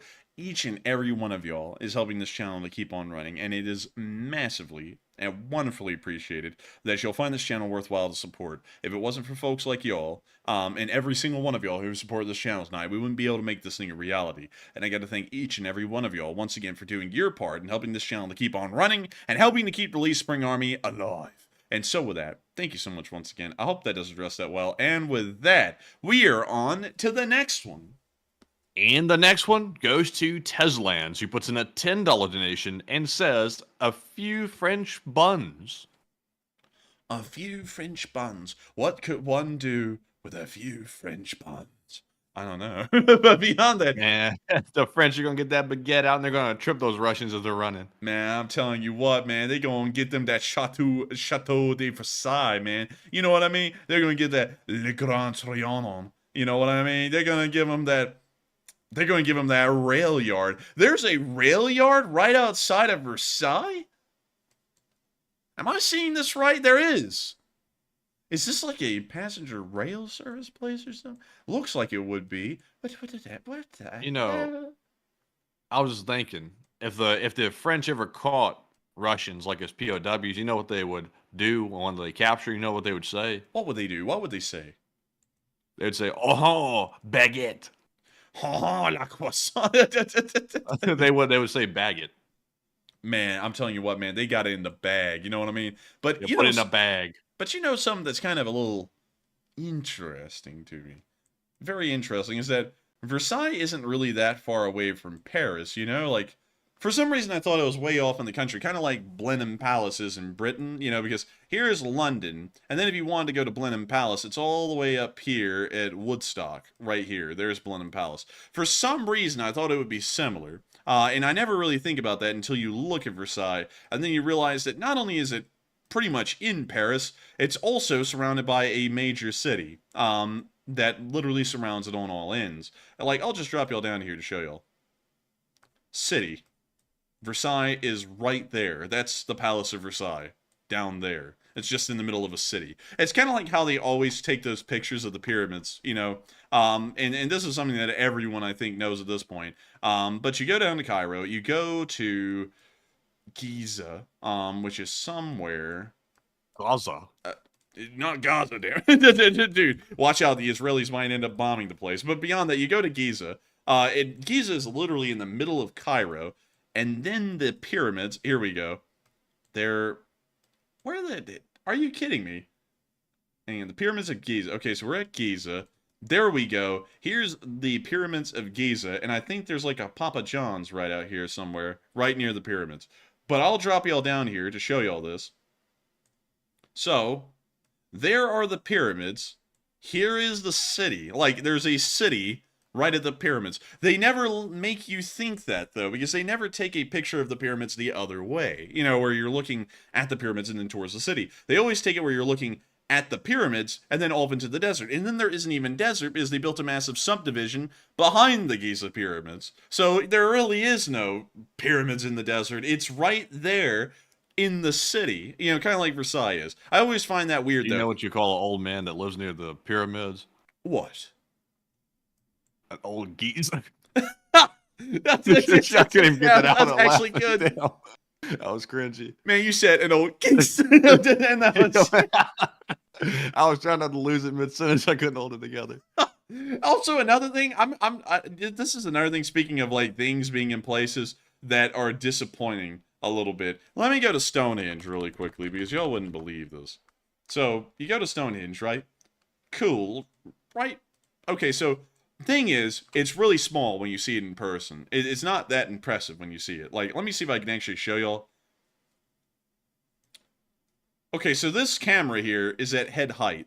So this will give you a bit of an idea of how big Stonehenge really is. And then, there we go! There's a freaking road! Like, there's literally just a busy road right over there, and you can hear the road traffic while you're standing at Stonehenge. Like and the artillery in the distance for some reason. Yeah, also the Salisbury Plain training grounds are literally north. This is it. Like, here's Stonehenge. Let's see. I think this is actually... Yeah, here we go. Here's the Royal Artillery barracks right here. And then they just go rolling off into the hills right north of Stonehenge and just bomb the hell out of them. So in the middle of the day, we're looking at Stonehenge. It's not that big. It's not that impressive. You hear road traffic literally right next to you, just off of the road nearby. And then not only that, you hear the sounds of artillery fire not that far away to the north. Then you ask someone there, you're like, hey, what's that sound in the distance?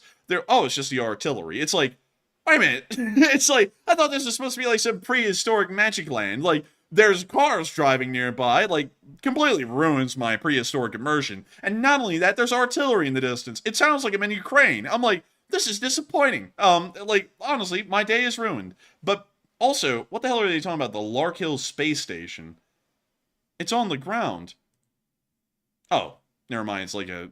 Wait a minute, hang on. So they have this right next to the Royal Artillery? It's right there? Like, I'm not getting this anymore. I'm not really understanding this. One day I will, but not today. But anyways, with that, I hope that kind of does address that fairly well, at least in my personal experience. Let's see. And let's see here. I'm seeing some people. I was looking in the chat. I used to drive that road every day, Geoff Day said. Yeah, but, you know, it's just so disappointing. You would think that they would have built the road a little bit further south, so that way the cars wouldn't be driving right by. But it's kind of like that with everything. You know, like when you go to London, you go, oh, I'm going to go look at the cool monuments, whatnot. You go to Buckingham Palace, and it's just kind of in the middle of the city. I mean, you know, and then also Hyde Park. Hyde Park was honestly kind of cool though, because if you walk through Hyde Park, you wouldn't even know there was a city around. It's like being in the countryside, which is cool. But Buckingham Palace, though, I don't know. It wasn't really that impressive to me because it was kind of in the middle of the city. It was congested. There was loads of people. There was literally an endless crowd there. And then not only that, there was one other place. I'm trying to think of where it was. Where in the world was it? It wasn't the Tower of London. Tower of London was pretty cool, by the way. If y'all ever go there, check it out. But I don't know. I'm trying to think, Matthew. I'm raking my brain. The British Museum.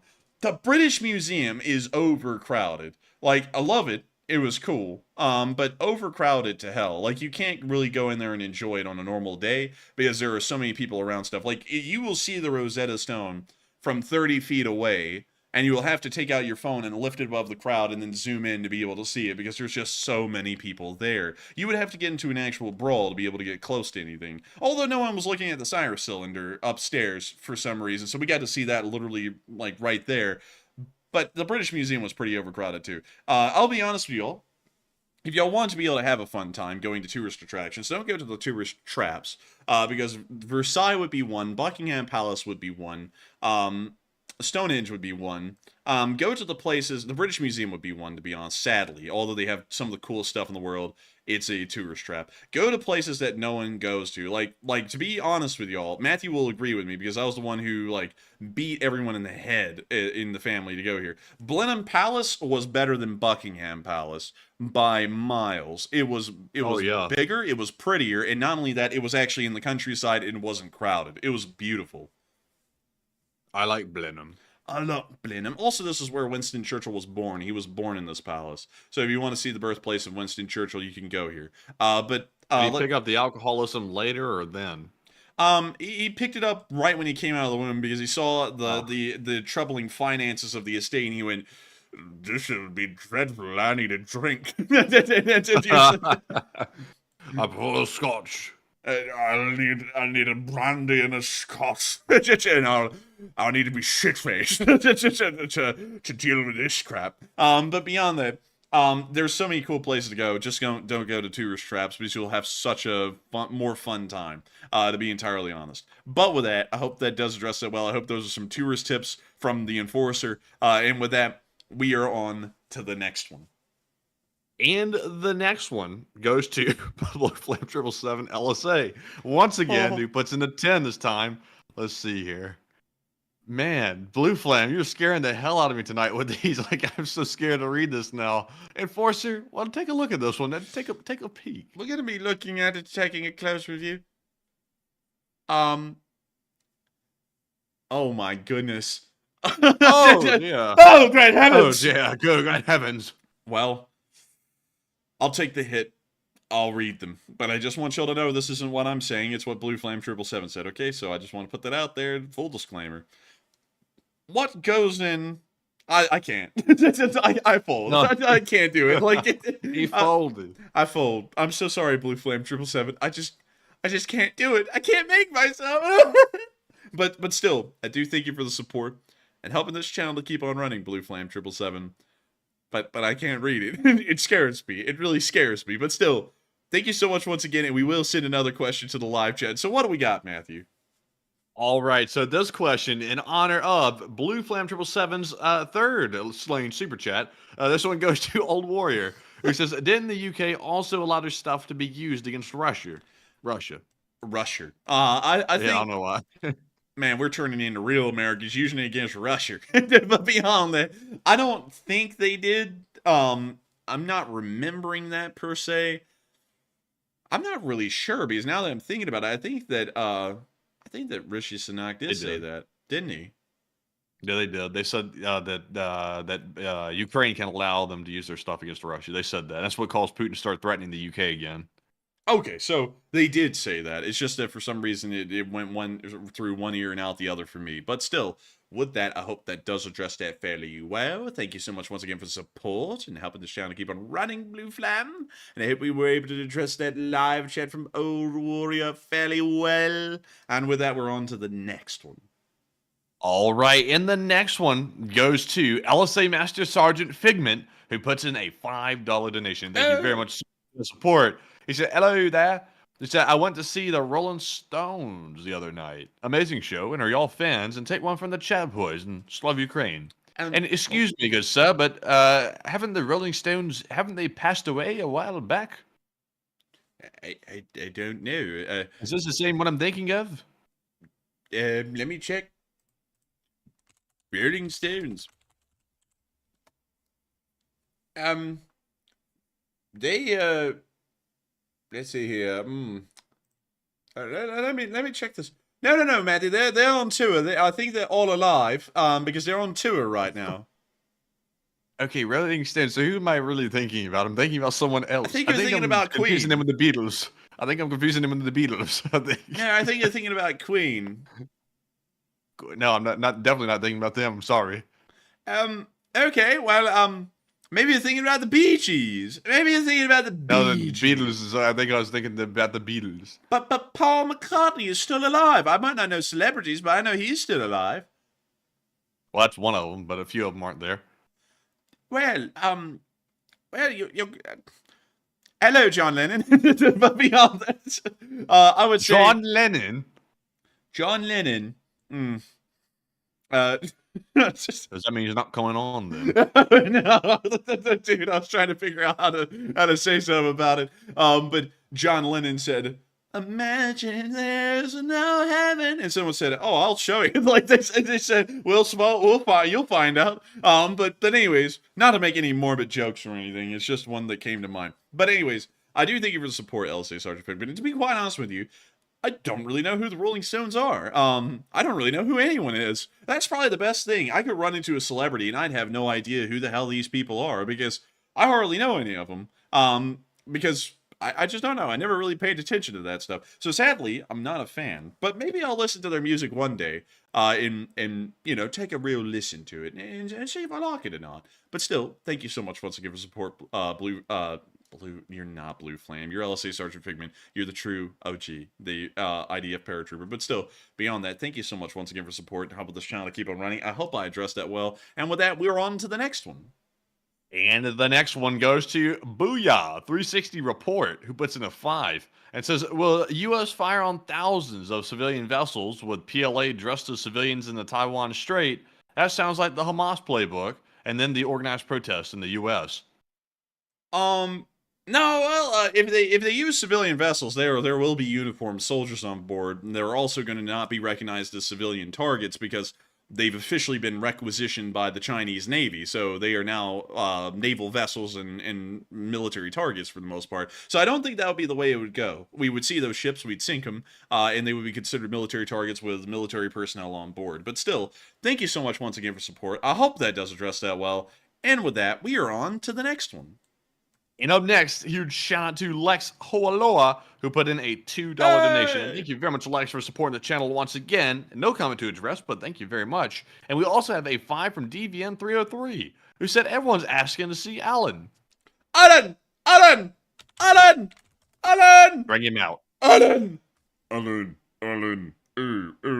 You know, turn into like the voice changer thing. But anyways, we gotta get that thing up on screen, and it's the Marmot Baby! Oh, hello there. How are you? Would you like a plum, Governor? Or would you like some rock? Or better yet, would you like some cake? We got it all, Governor. Governor, would you care for a rock? Would you care for some plum?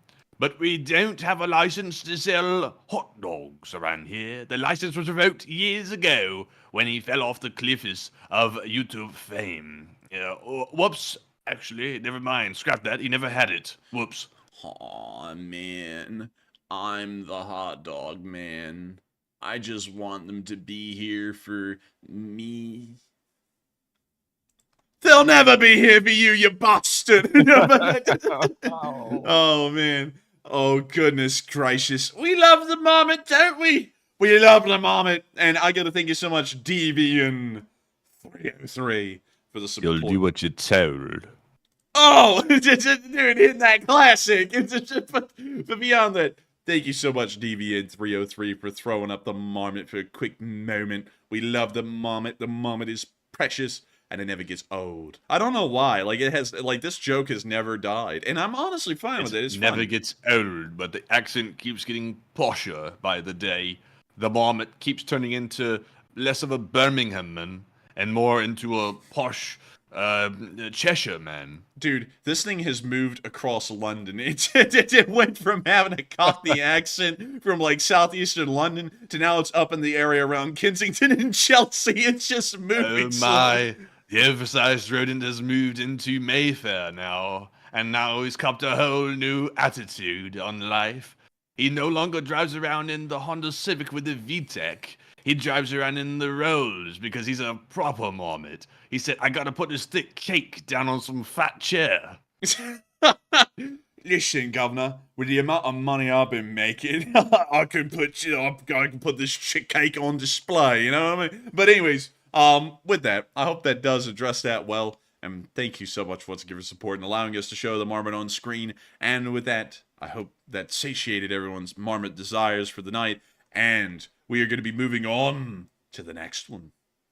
All right, and with that, that is all of our super chats to address. So once again, huge shout out to everybody for supporting the channel tonight and helping to keep us running, of course. And with that, we're now moving on to our live chat questions. And up first, we have the Morse code decoders of the stream. Tonight, Cliff Simonson, Mark Hodges, Earl Bernew, Paul Schultz, Kevin J, Rumpelstiltskin, David Millsaps, and Toxic Bananas. I said, Enforcer LSA Corps Morse Decipher says, France is sending special forces to train, and also given the question mark, the stream stoked. Long live the LSA.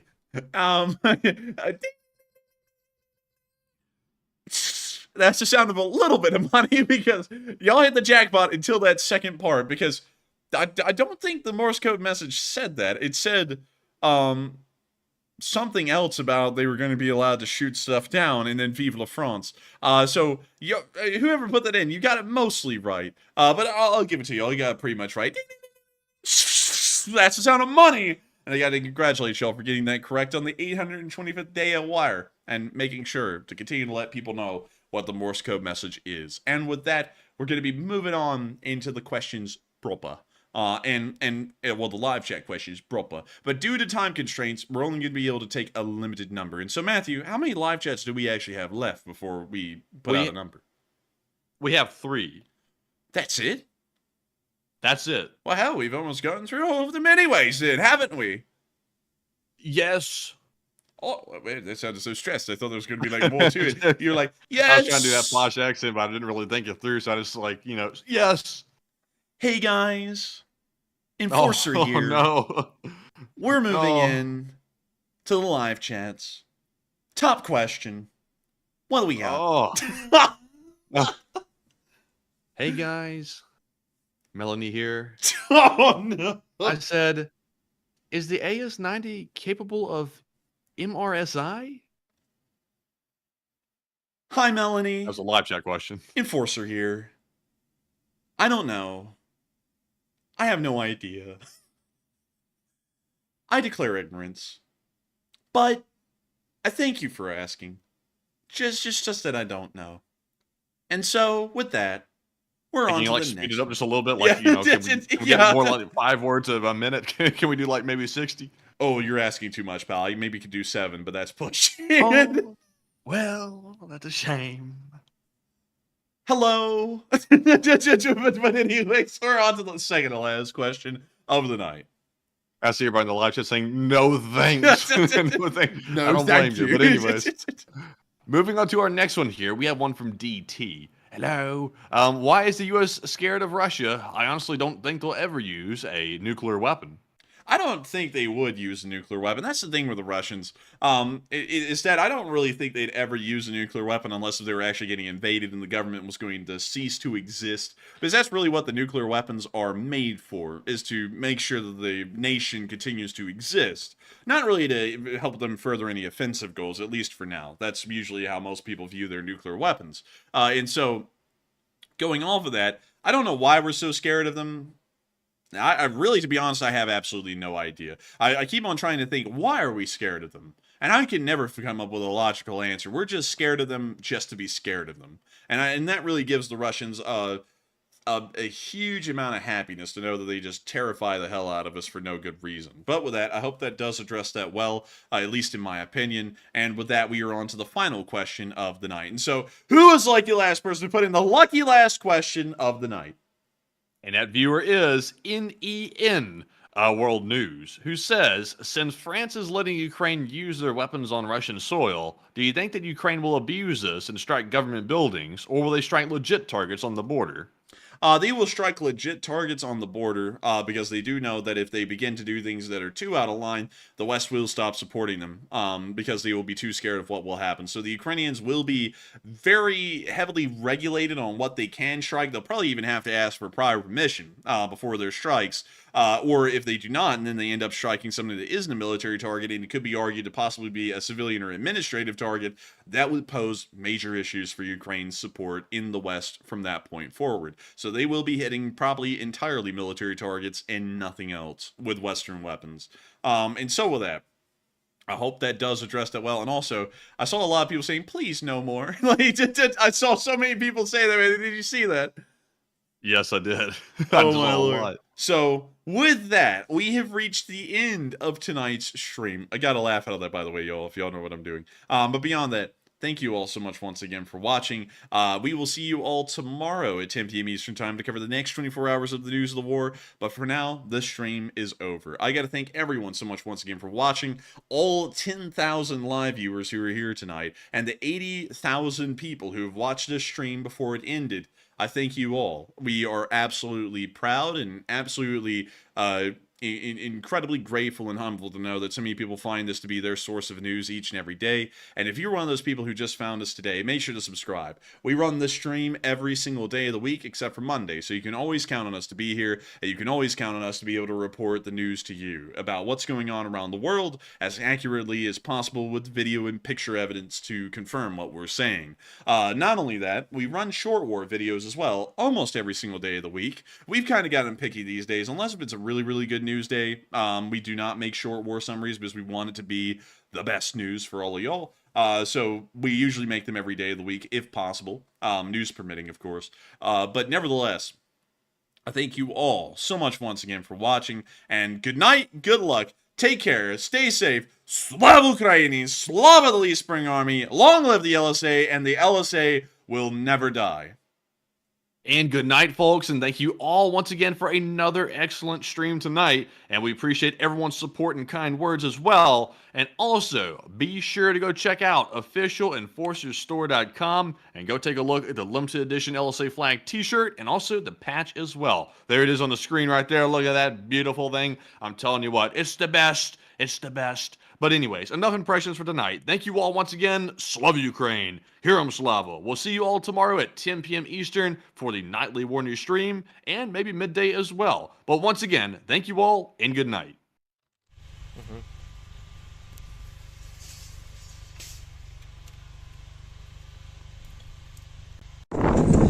Yes. The Leaf Spring Army sends its regards